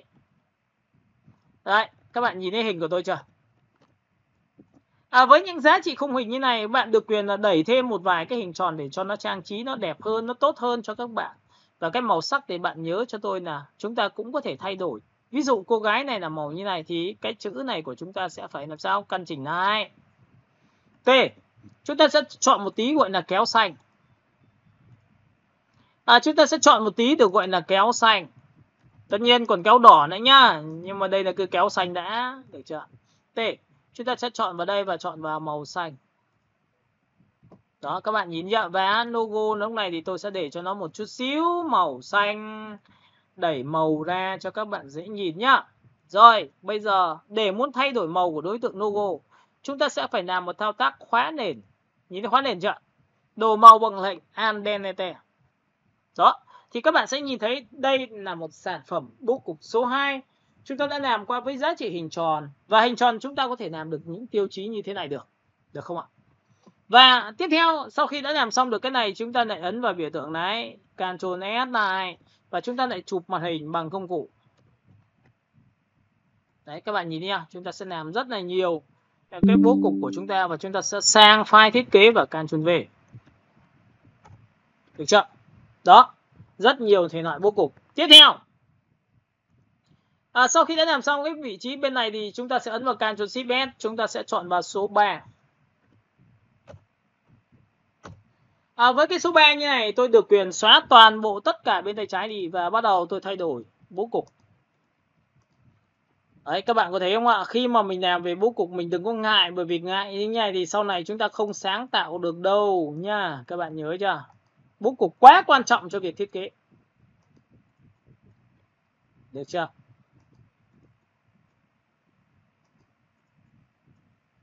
Ok, Auto Select, tôi quét qua, xóa luôn cả hai. Rồi, bây giờ tiếp tục cho các bạn một lần nữa là chúng ta sẽ dùng một cái công cụ vùng chọn hình tròn. Chúng ta quét qua một vị trí như sau. Ở đây thì nó có rất nhiều kiểu cho các bạn. Ví dụ bạn có thể chọn một cái hình ellipse nó như thế này. Cắt trên cắt dưới. Được chưa? Hoặc các bạn có thể chọn vào một cái hình tròn như thế này. Với một bố cục như này thì các bạn nhớ cho tôi là chúng ta có thể tạo dựng cái hình của chúng ta được nha. Nập ra một layer mới và chúng ta đổ một cái màu. Đó, thấy chưa? Còn một cái hình tròn con nữa chưa xóa hết. V. Chuột phải vào biểu tượng 27, chuột phải vào biểu tượng 28. Ôi trời, phóng to lên cho chính xác. Và lúc này chúng ta chuột phải vào đây. Đó, xóa chính xác rồi. Rồi, sau khi đã làm xong thì tôi bỏ cái Auto Select này để cho chính xác này. Vẽ thêm lần thứ 2 vào đây. Và sau khi vẽ xong thì chúng ta lập ra một layer mới và chúng ta lại đổ màu thôi. Tiếp theo nữa thì chúng ta sẽ dùng cái hình tròn to hơn. Các bạn có thể vẽ đường này nó cong xuống dưới như này. Đường cong như này nó sẽ rất là dễ dàng khi làm về thiết kế cho các bạn. Tôi lập ra một layer mới và tôi lại đổ màu tiếp theo Identity. Ctrl D. Với biểu tượng này tôi chuột phải chọn vào biểu tượng như thế này. Chuột phải chọn vào thằng thứ 2. Giữ Shift chuột phải thằng thứ 3 là tôi kéo nuôi ra đây. Và khi kéo đến đây là vừa rồi. Nó khoảng cách từ đến đây bằng nhau. Cái hình này tôi sẽ phải thấp xuống một tí nữa. Hoặc các bạn có thể cho tôi chỉ có 3 hình như này thôi. Được chưa? Và sau khi đã có 3 hình xong thì các bạn lưu ý cho tôi là tôi sẽ dùng công cụ M và tôi quét qua tổng quan toàn bộ đối tượng. Giữ Shift. Giữ Shift nhá. Các bạn nhớ nhỉ. Giữ Shift là cộng này. Cộng thêm vùng này. Đó chính là cái này. Shift là cộng thêm này. Vẽ thêm này. Đấy. Thêm cộng thêm được chưa? Giữ Shift là cộng thêm. Hoặc ấn vào đây là cộng thêm vùng tròn. Và sau khi đã cộng thêm rồi thì tôi lập ra một layer mới và tôi ấn vào Identity. Thì các bạn sẽ nhìn thấy cái khung hình bên tay phải của chúng ta sẽ tạo hình như thế này. Và sau khi đã tạo hình xong thì các bạn để ý cho tôi một tí nữa, đó là gì ạ? Câu chuyện của chúng ta là chọn vào đối tượng số 1, chọn đối tượng số 2, chọn đối tượng số 3. Và sau khi chọn được cả 3 rồi thì tôi kéo ra cho các bạn xem. Đây, chuột phải thêm thằng thứ 3. Đó, chọn hết rồi. Và sau khi chọn hết rồi thì cái này nó đều là một đối tượng mà để là khung hình cho thiết kế. Thì chúng ta sẽ phải làm thao tác là chúng ta ấn vào Ctrl E là ép nó lại thành 1. Và sau khi trở thành 1 xong thì các bạn sẽ dùng công cụ M cho tôi lại bắt đầu vẽ vào biểu tượng chi tiết của chúng ta bằng cách chúng ta vẽ vào đây. Và trong quá trình khi vẽ thì các bạn nhớ lại cái bài hôm trước của tôi, đó là gì? Giữ Shift là tròn. Chuột đưa lên, đưa xuống là to nhỏ. Giữ phím cách là điều chỉnh vùng chọn, đi sang trái sang phải. Được chưa? Sau khi làm xong chúng ta lại giữ Shift thêm một lần nữa là chọn cộng vùng nhá. Hoặc các bạn có thể lập ra một layer mới, đổ màu luôn. Trong trường hợp này các bạn ấn vào số 5 cho tôi, opacity bằng 50%. Thì lúc này cái đường cong của bạn nó rất là chỉnh chu, là từ đây đến đây to, vừa và bé. Và cũng tương tự như vậy tôi lại vẽ vào đây. Với cái biểu tượng này thì tôi sẽ làm cho nó thao tác là từ to lại vào vừa bé. Các bạn có thể lựa chọn như thế này, được chưa? Và sau khi làm xong tôi lại lập ra một layer mới, tôi lại đổi màu bằng Andente. Sau khi chọn xong tôi lại cũng chọn 50%. Nó có to vừa bé. Tiếp theo các bạn sẽ chọn vào đây cho tôi vẽ một cái vùng chọn như này.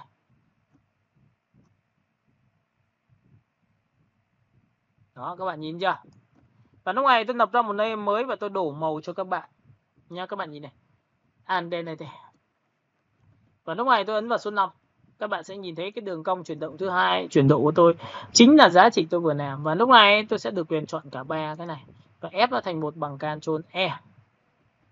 Được chưa? Và các bạn sẽ nhìn thấy cái hình của tôi nó sẽ được trang trí rồi. Tiếp theo, sau khi đã làm xong thì bây giờ việc còn lại của các bạn là làm thế nào để tạo ra một cái khung hình bên trong.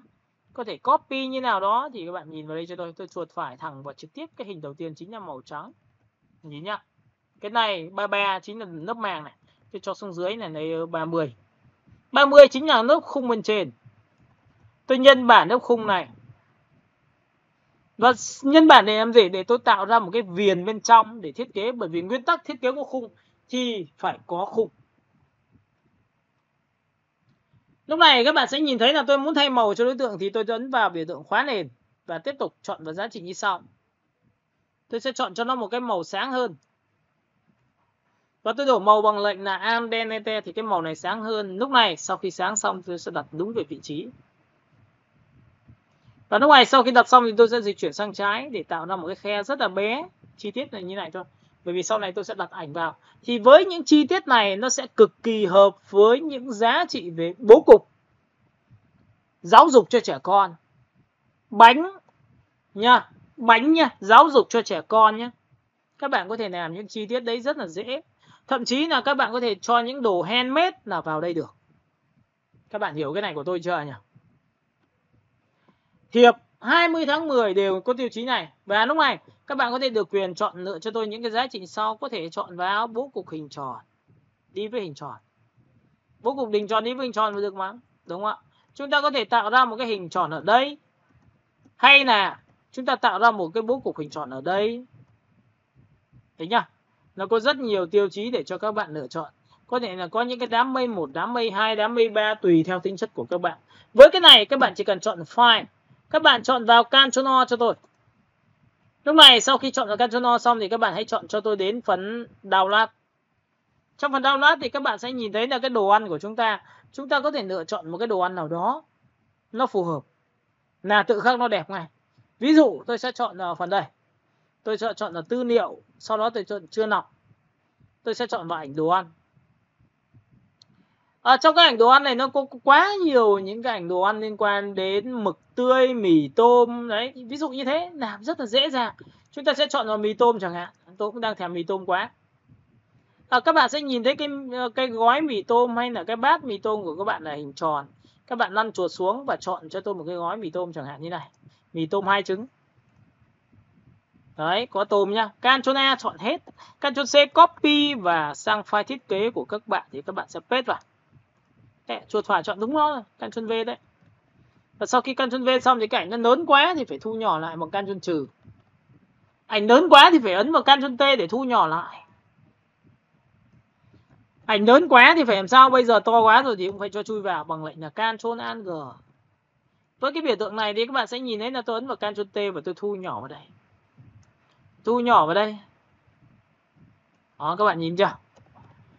Với tiêu chí hình này của tôi ta đặt này, các bạn nhìn này, đặt khi đặt ấy, người ta phải đặt như này, người ta phải đẩy lên trên nha. Nha, các bạn đặt đúng hình cho tôi. Đấy, nó đặt rồi dễ nha. Còn nếu trường hợp mà đặt như này, bạn nhìn nhá. Ví dụ đặt như này nó rất là hợp lý, nhưng nó lại thiếu đi một giá trị phần phía dưới chẳng hạn như nào. Hoặc là tôi sẽ làm sao đặt lên phía này được không? Ok, vậy thì chỉ có phía này thôi. Bạn nhìn ra và chúng ta sẽ kéo xuống nhẹ cho tôi và đặt làm sao để nó tạo cảm giác như cái ảnh của chúng ta tạo ra một cái khung như này. Được chưa?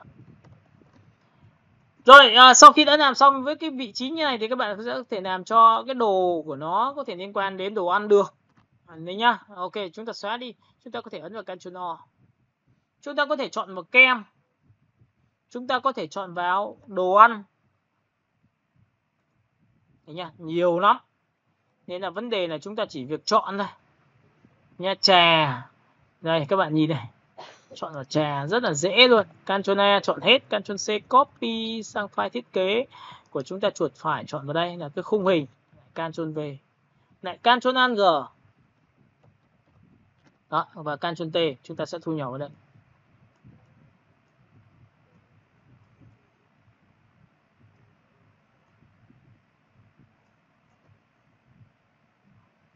Đấy các bạn có thấy không? Đặt đúng độ luôn.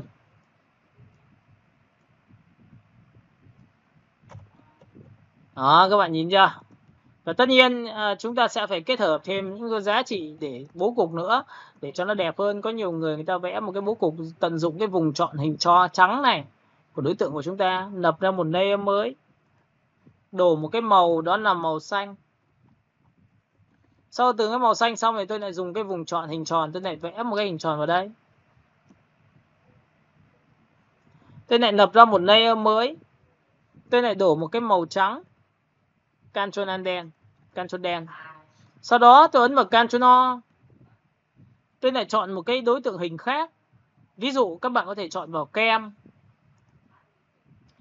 các bạn có thể chọn vào dâu.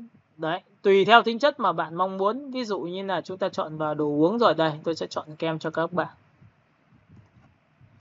Ctrl A chọn hết, Ctrl C copy và sang file thiết kế. Thì tạm thời những cái này tôi sẽ tắt đi, bởi vì nó nhiều quá nên là nó sẽ rất là nặng cho các file của các bạn.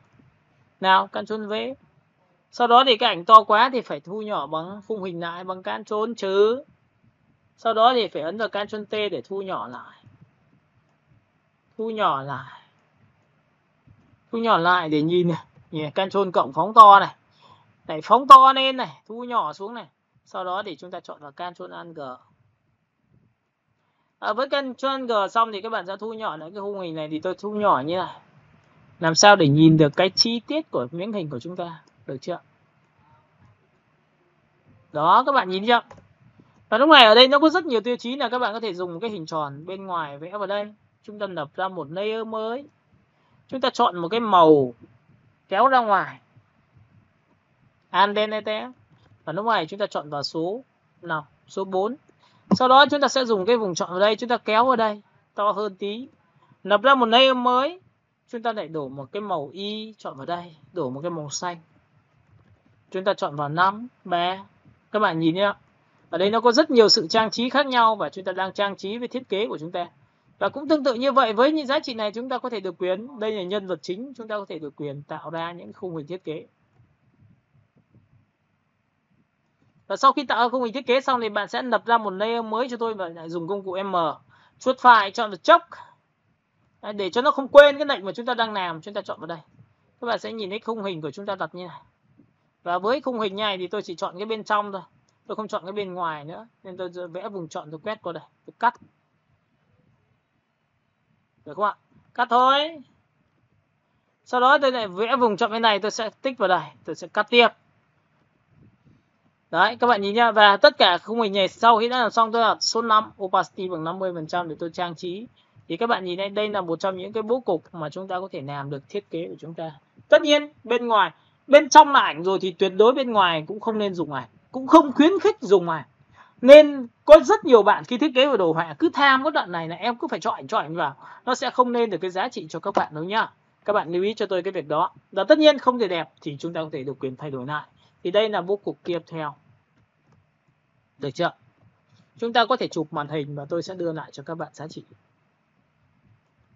Ok, và lúc này thì chúng ta sẽ quay trở lại với thuộc tính là chúng ta sẽ sang bên đây và tôi lại paste vào Ctrl V cho các bạn.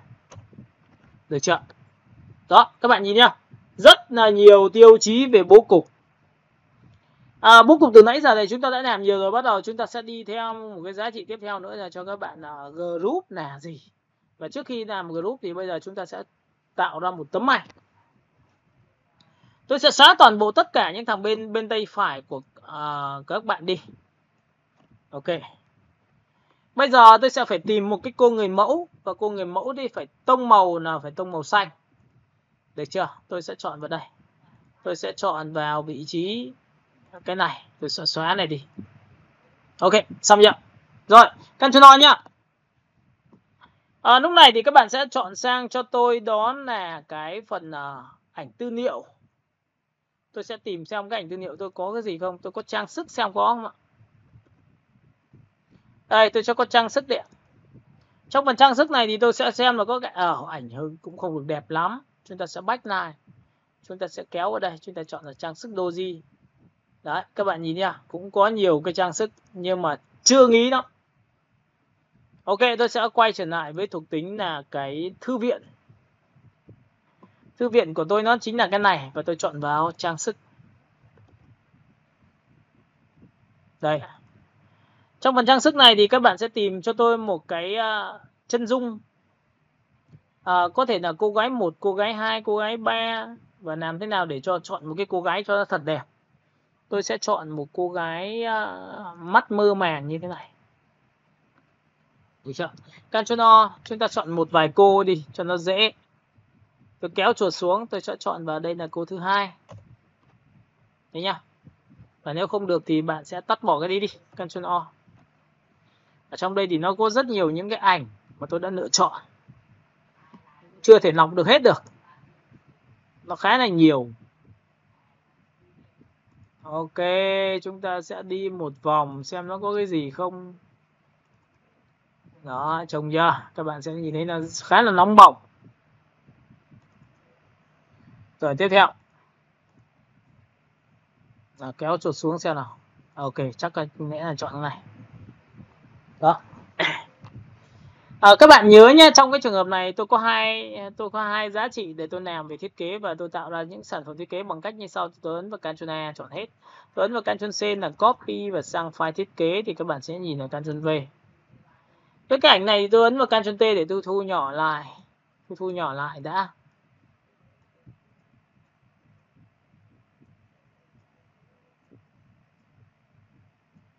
Các bạn sẽ để ý đoạn này nhé. Đoạn này là cái đoạn mà chúng ta sẽ phải làm rất là phức tạp. Nên là chúng ta sẽ phải làm kỹ đoạn này. Nhìn chưa? Trong trường này tôi sẽ đặt cô gái vào vị trí giữa. Và lúc này tôi tạo hình bằng cách như sau. Các bạn để ý này, cái phần nào là phần quan trọng thì tôi sẽ vẽ chọn cho nó một cái hình tròn.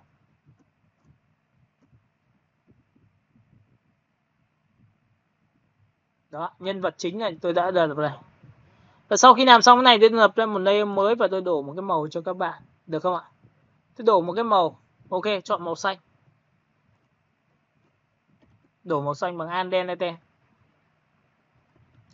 Sau đó cái nhân vật thứ hai của tôi là chính là cái phần hình phía dưới tôi sẽ vẽ vào đây. Và hình này thì tôi sẽ cho to ra. Đó, các bạn có nhìn thấy hình thứ hai của tôi chưa? Với cái hình thứ hai này tôi cũng lập ra một layer mới và tôi lại đổ màu bằng Identity. Các bạn nhìn chưa? Và lúc này người ta sinh ra một cái lệnh như sau là chúng ta có thể dùng group được không? Chúng ta có thể dùng group được không? Group nghĩa là cái gì? Group có nghĩa là tôi chọn hai layer, nó khác với lệnh là Ctrl E. Ctrl E ép lại rồi thì chúng ta không thể tách được. Nhưng group là Ctrl G rồi. Ctrl G là group lại thì chúng ta vẫn tách ra được. Nhìn nhá, các bạn nhìn này, ấn vào Ctrl G. Thì hai cái này nó trở thành một group và cái này gọi là khung hình. Tôi chọn là khung hình. Các bạn đồng ý thôi không ạ? Và trong cái phần khung hình này của tôi có hai phần. Phần thứ nhất là cái hình tròn số 1 và hình tròn số 2. Và chúng ta đã làm quen với thuộc tính là làm cho một tấm ảnh chui vào một cái khung rồi. Nhưng bây giờ cái khung của chúng ta là một group thì có được không? Thì các bạn để ý này, trong cái phần khung của chúng ta là group thì vẫn có thể làm được. Ví dụ chúng ta chọn một tấm ảnh đưa lên phía trên. Đoạn này để ý quan trọng này. Tôi sẽ cho tấm ảnh này lên trên tất cả.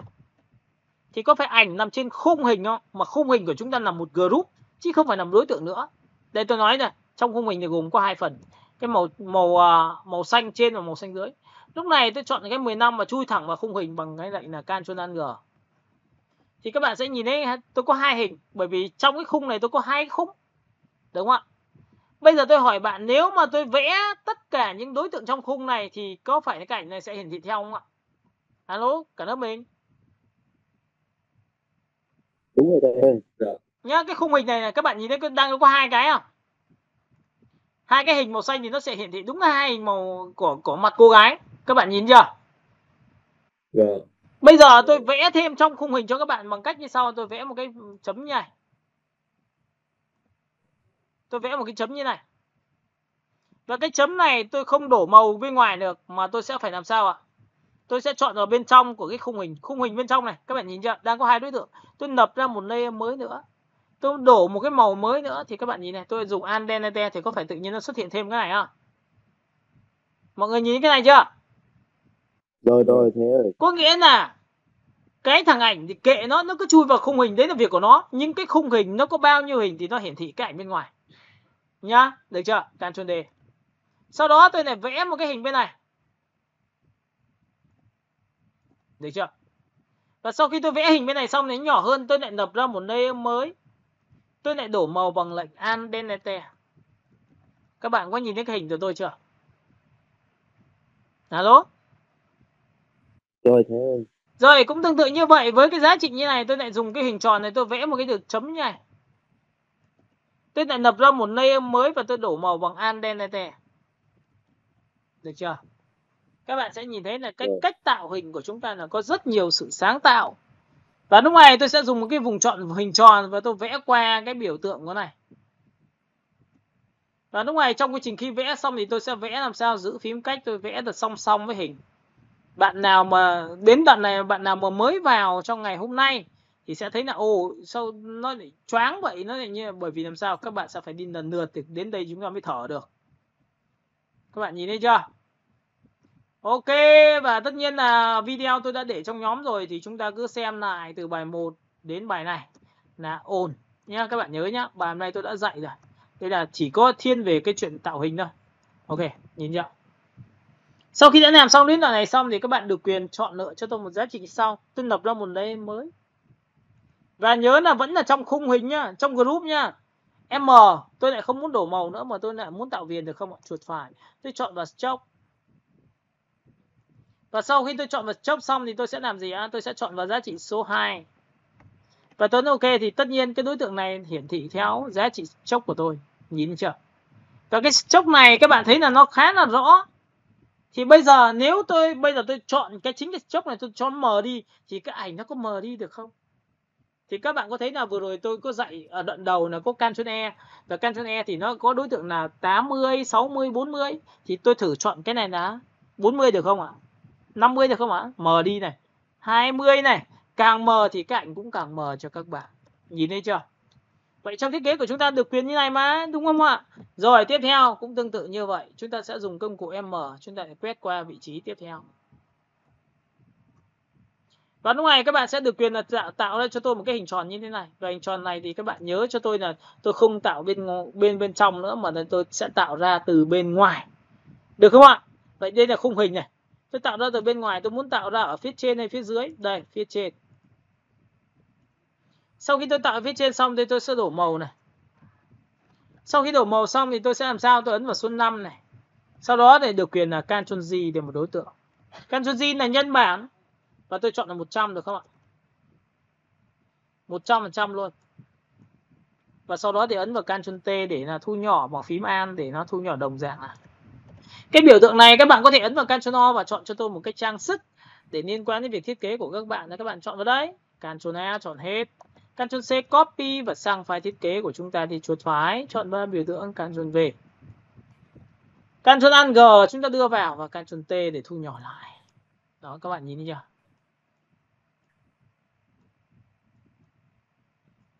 Cái cách xử lý của chúng ta thì nó có rất nhiều những cái kiểu để lựa chọn nữa nhá. Rồi ok, chúng ta kéo vào đây,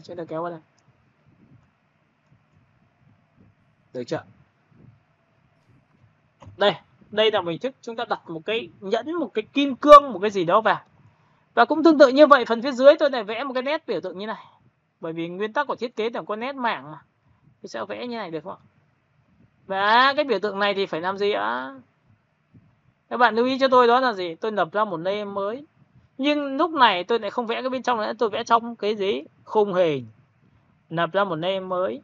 M chuột phải chọn vào stroke. Chọn vào giá trị số của chúng ta là số 4, Enter. Các bạn sẽ nhìn thấy cái hình của tôi rõ hơn so với hình trên, to hơn hình phía trên. Nhưng lúc này tôi sẽ chọn Opacity bằng 50%. Chọn vào 30%, mở đi. Hiện hình của chúng ta lên này. Và lúc này chúng ta được quyền vẽ những cái chấm bé hơn. Tôi lại đổ màu bằng lệnh là Android. Các bạn nhìn thấy chưa? Đổ màu. Đó, các bạn có thấy không? Khung hình của chúng ta tạo ra rất nhiều thể loại về thiết kế. Có thể là thiết kế như thế này, có thể thiết kế như thế kia. Và cái khung hình phía dưới của các bạn được quyền thay đổi những cái background bạn mong muốn. Ví dụ, Ctrl lúc này các bạn sẽ chọn vào ổ D cho tôi và tôi sẽ chọn cho các bạn xem một cái background.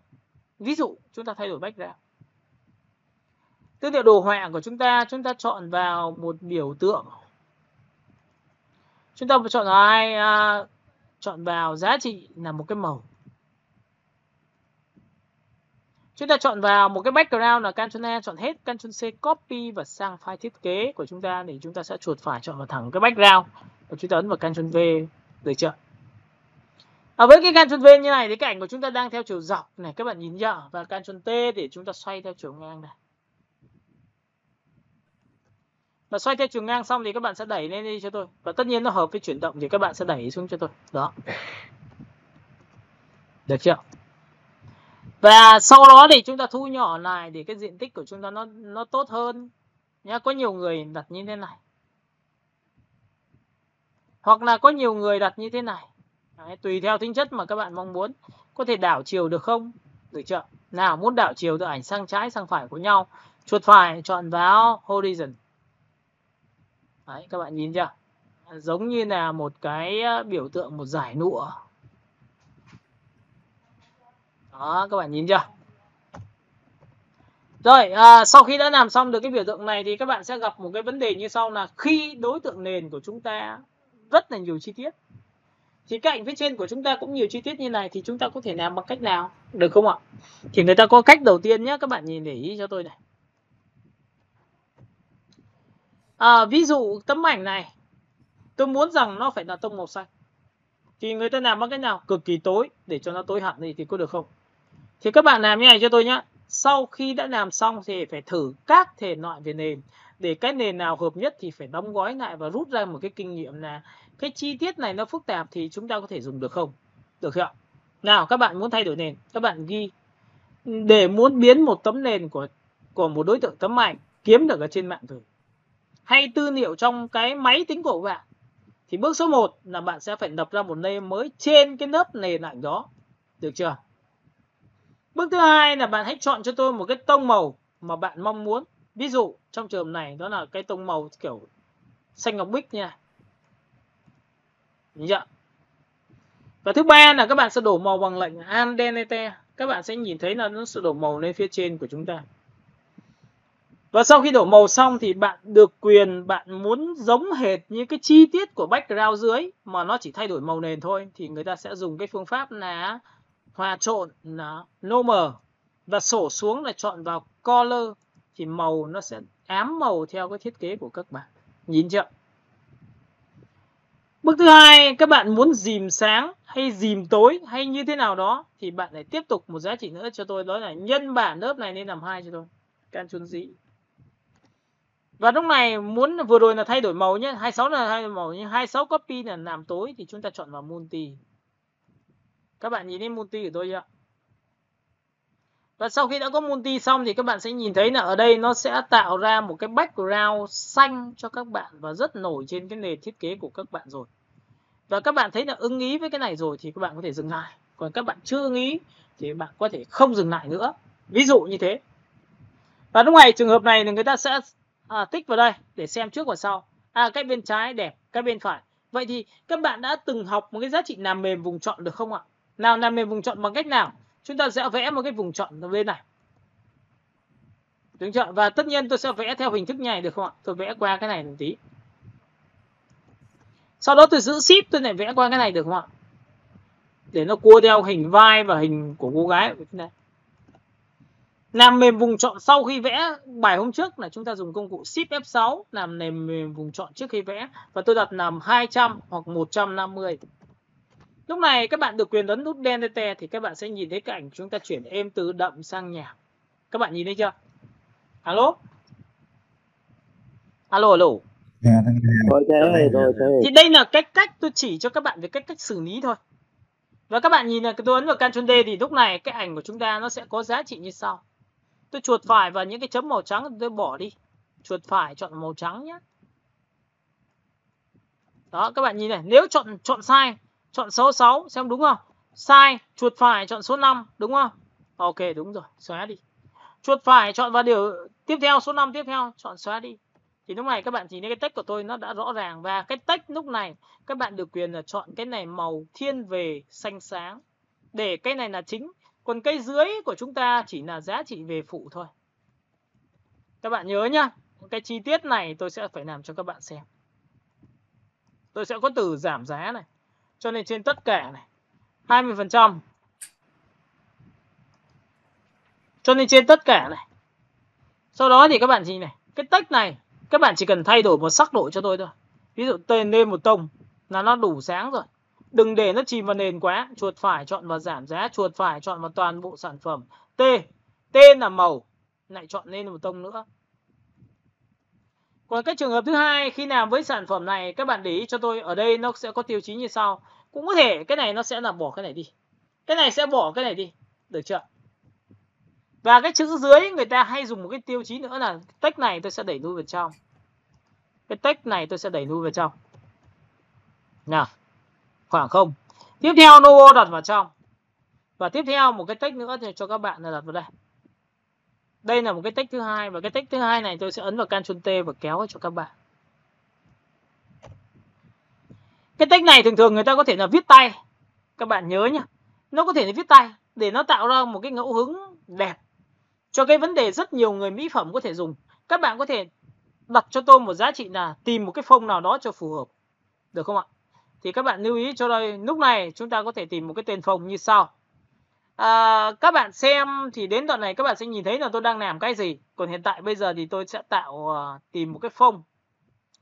Cái phông chữ đấy của tôi tên là B, T nhá, T trước. Tôi đánh chữ là B như này cho các bạn. Ok, tôi sẽ chọn vào đầu tiên là B. Rồi, tôi sẽ kiểm tra một cái tên phông. Trong cái phần tên phông này thì tôi đã có cái tên phông có sẵn, và phông đấy tên là phông viết tay. Đây rồi. Rồi, sau khi đã chọn vào đúng tên phông xong thì bạn chỉ việc làm sao, tôi chọn vào T và tôi tích vào đây và tôi ấn vào Ctrl V cho các bạn. Bạn nhìn cái tên phông này. Phông này gọi là phông viết tay nhé, các bạn nhớ nhé. Và đã là phông viết tay rồi thì các bạn nhớ nha, tuyệt đối không được để các ký tự nó đều là in hoa hết. Chúng ta phải tích vào T và trở về thuộc tính của nó là bảng điều khiển, đây là bỏ TT đi. Các bạn nhìn thấy chữ này của tôi chưa? Chúng ta có chọn vào giá trị là Shift M. Đây, Shift M của tôi đặt như này. Chúng ta có thể là chọn một cái là một tình yêu chẳng hạn. Một tình yêu. Đó, được chưa? Sau khi đã chọn một tình yêu xong thì các bạn sẽ chuột phải chọn vào chính cái chữ một tình yêu đó và tôi kéo ra cho các bạn. Đấy nhá. Tất cả những phông chữ này thì các bạn sẽ chọn vào đây cho tôi giữ phím An này.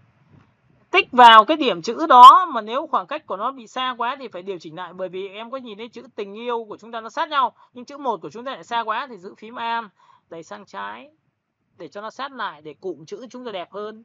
Được chưa? Rồi, tiếp theo là tôi sẽ kéo luôn vào đây cho các bạn. Trong cái chữ M này, một số phông chữ cho chúng ta sự gì? Cách điệu một cách rất đẹp luôn. Bằng cách các bạn tích vào chữ A này cho tôi. Các bạn nhìn thấy chưa? Và trong cái chữ A này của chúng ta nó có quá nhiều những cái biểu tượng, ví dụ sổ xuống. Được chưa? Chúng ta chọn vào đây. Nhìn thấy chữ này của tôi chưa? Tôi tích một cái vào đây phát ngay tức chữ tôi rất điệu. Điệu chưa? Một tình yêu. Chữ Y của chúng ta quét qua là sao? Nhìn chưa? Điệu chưa? Chúng ta tích vào đây được không ạ? Ok, không được. Chúng ta tích vào đây được không ạ? Đẹp chưa? Và chữ T của chúng ta có cần không? Chữ T của chúng ta có thể tích như này được không ạ? Thì các bạn sẽ nhìn thấy là một cái chữ của chúng ta làm như này thì chúng ta đã thấy nó rất là điệu đà rồi. Nhìn chưa?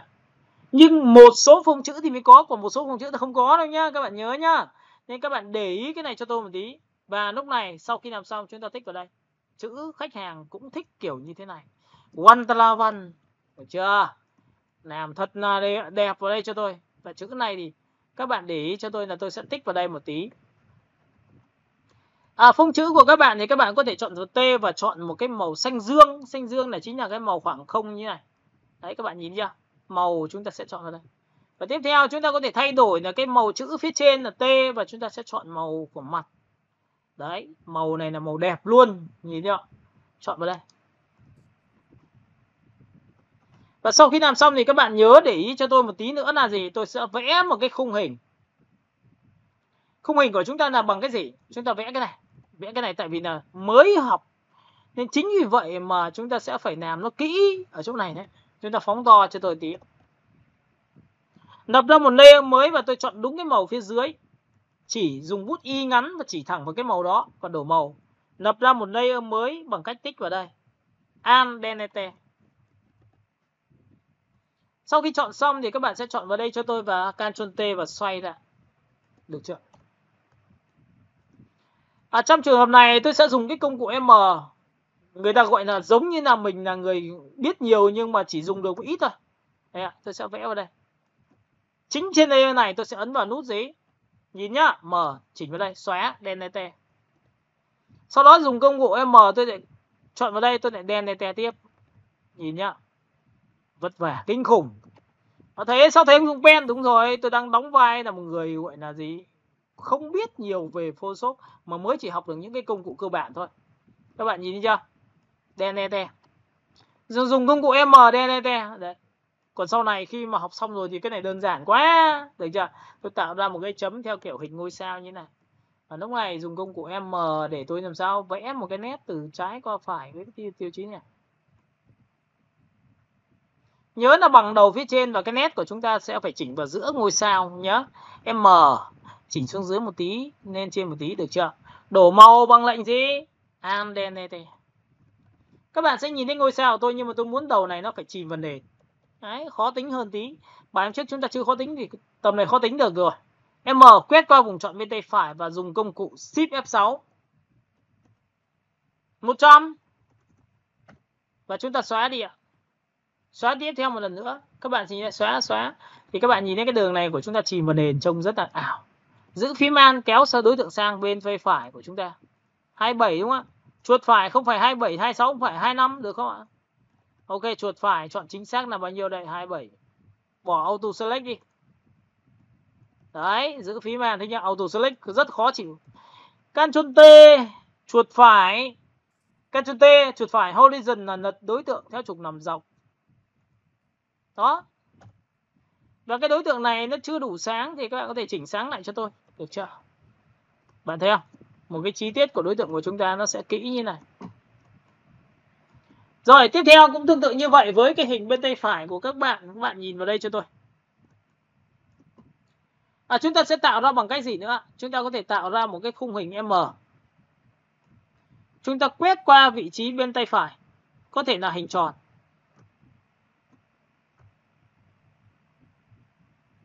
Sau đó chúng ta dùng công cụ Shift F6 làm mềm vùng chọn sau khi vẽ. Và làm mềm vùng chọn sau khi vẽ thì chúng ta sẽ chọn giá trị là 60, 70, 60. Và sau khi 60 xong thì lập ra một layer mới và tôi đổ một cái màu cho các bạn. Và nhớ một điều rằng nếu mà độ sáng của chúng ta thì chúng ta có thể đẩy sáng như này và chúng ta đổ màu nhá. Delete. Các bạn sẽ nhìn thấy là cái hình này của chúng ta có thể sử dụng lệnh color được không? Hoặc chúng ta có thể làm giá trị là sao? Ok, no more. Sáng rồi. Chúng ta sẽ chỉnh dần xuống một tí để cho nó không bị tranh chấp từ đằng sau. Được chưa? Đó.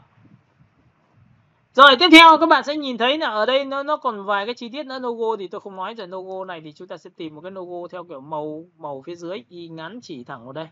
Màu phía dưới của chúng ta là gì đấy? Được chưa?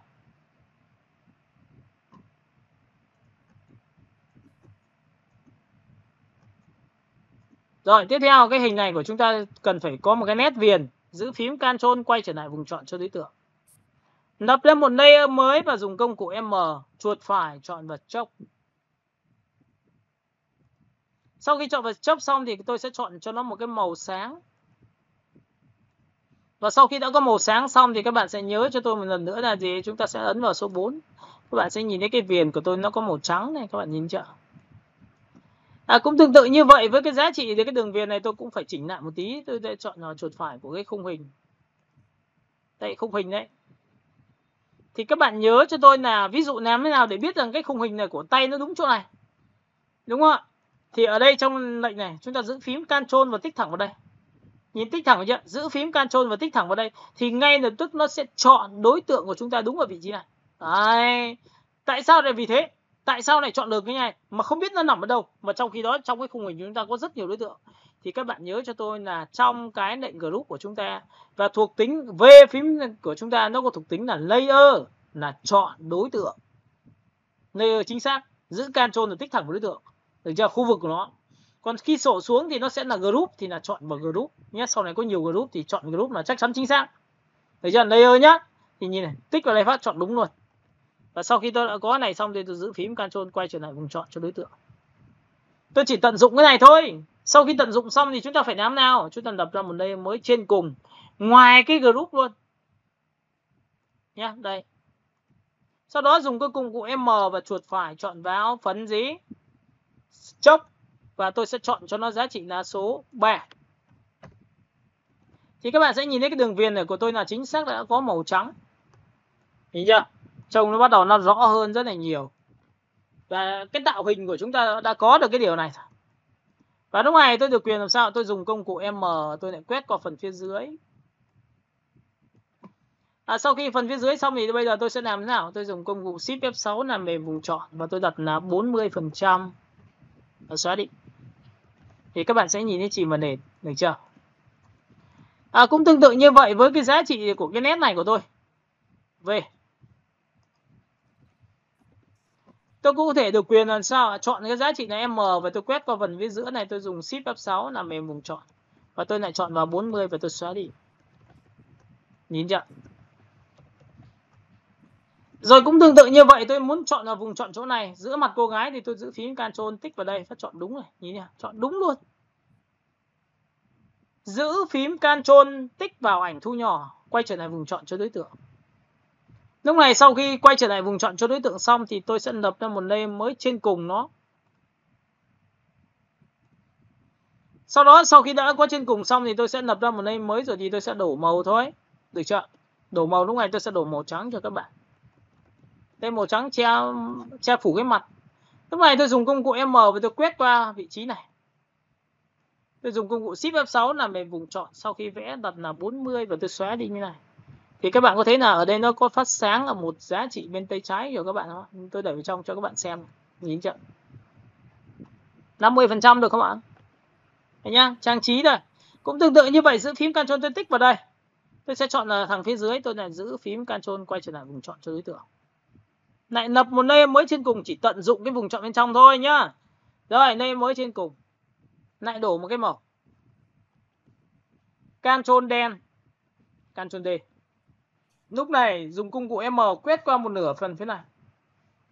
Có nhiều người thì bảo là thầy ơi tại sao thầy không làm cái thao tác là dùng công cụ hình tròn quét qua như này thì có phải nó sẽ đẹp không? Đúng rồi, như này là đúng chuẩn xác rồi đấy, chuẩn bài rồi đấy.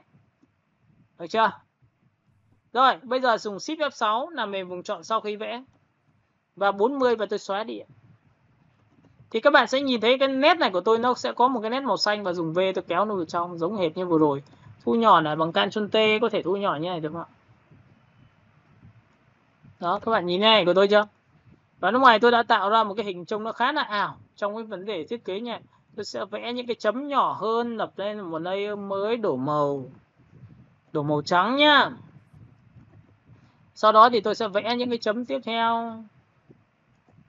Lập ra một layer mới, tôi lại đổ màu trắng.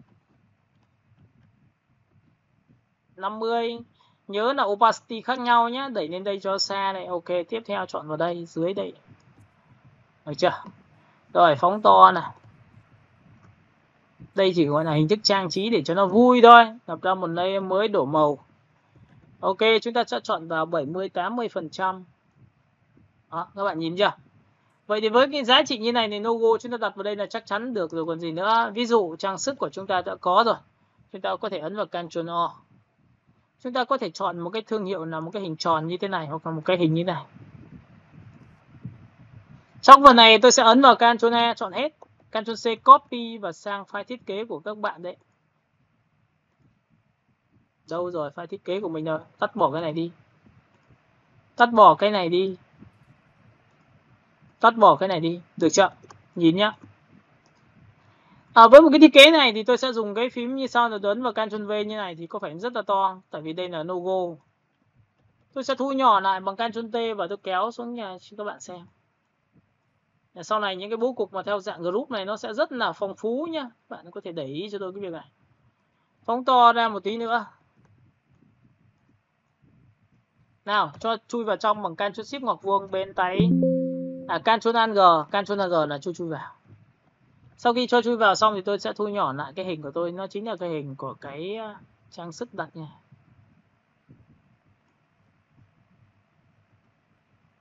Rồi.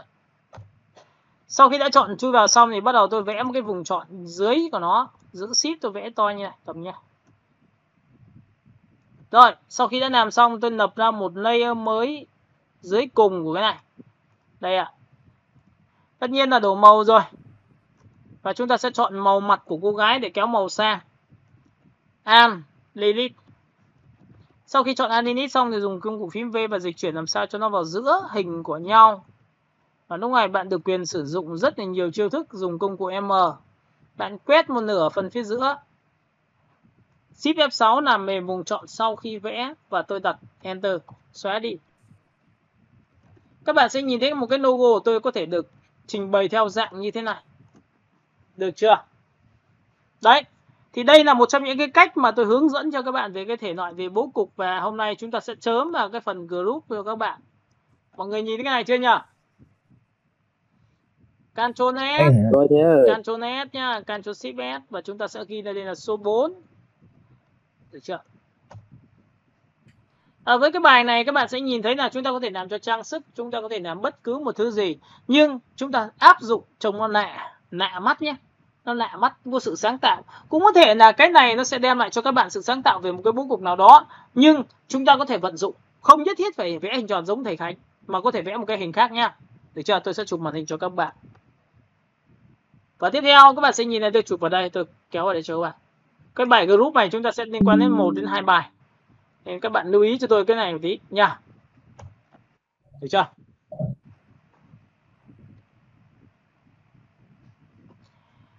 Ok, thì các bạn nhớ một điều rằng là trong trường hợp hôm nay là cái vấn đề về bài là xanh nâu đỏ, cái này nó không phải là phần chính, mà cái phần của chúng ta có chị Huệ có hỏi trên đó xanh nâu đỏ đấy, thì bản thân nhá, chúng ta có thể phối màu như sau.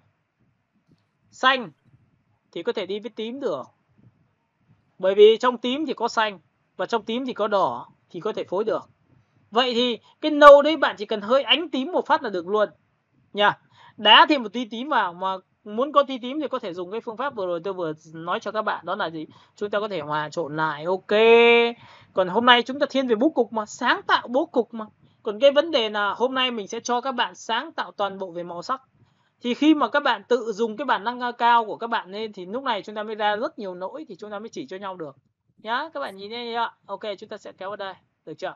Các bạn có thấy không? Trên nền đen bao giờ cũng rất là thắm, hình rất là sâu luôn. Nhìn thấy không ạ? Cả lớp mình nhìn thế này chưa?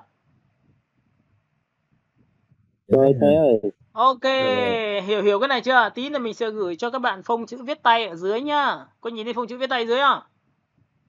Rồi thế ơi. Phông này là chuyên gia rất là điệu đà. Người ta dành cho việc thiết kế logo, một số loại phông cho mỹ phẩm thời trang spa là người ta có thể dùng cái này nhá. Rồi, phần thứ hai nữa là trong cái phần này các bạn có thể cách điệu thêm một lần nữa cho cái phần chữ của các bạn được. Nhìn này, chữ này. Nhìn chưa? Cái chữ này của các bạn có thể quay trở lại vùng chọn cho tôi là chữ. Sau đó bạn sẽ đập lên một layer mới và đổ cho tôi một cái màu, đó là màu trắng. Sau khi đã có màu trắng xong thì bạn bắt đầu mới thực hiện thao tác như sau là dùng công cụ M. Đấy, đoạn này tự làm theo kiểu làm chay ấy nhá. Ok, chúng ta sẽ chọn này, quét qua một nửa phía dưới. Shift F6 là làm mềm vùng chọn, và lúc này tôi đã đặt là 15 đến 20. Xóa nhá. Các bạn sẽ nhìn thấy là ở đây tôi sẽ xóa như này. Sau đó tôi lại dùng công cụ M, tôi lại quét qua phần phía trên. Shift F6 làm mềm vùng chọn, sau khi vẽ tôi đặt là 10. Tôi xóa đi. thì các bạn sẽ nhìn thấy cái đường này của tôi này, nhìn chưa? Nó sẽ có cái chữ của chúng ta, nó có sự phát sáng là một tí, trên đậm, dưới đậm và giữa sáng. Đây cũng là một cách. Và cũng có thể có những cái cách nữa là các bạn có thể dùng công cụ M, bạn quét qua thẳng trực tiếp một nửa này, bạn xóa đi được không ạ? Xóa đi như này được không ạ? Thì cái chữ của chúng ta nó sẽ tạo ra một cái hiệu ứng như này. Đó, mọi người nhìn thấy không ạ? Nha, nó có rất nhiều kiểu để làm về chữ cho các bạn. Được không ạ? Alo. Được thế ơi. Rồi, các bạn có câu hỏi gì cho bài này không nhỉ? Không thế ơi. Ok, nếu mà không có câu hỏi gì cho bài này thì mình sẽ kết thúc bài này ở đây.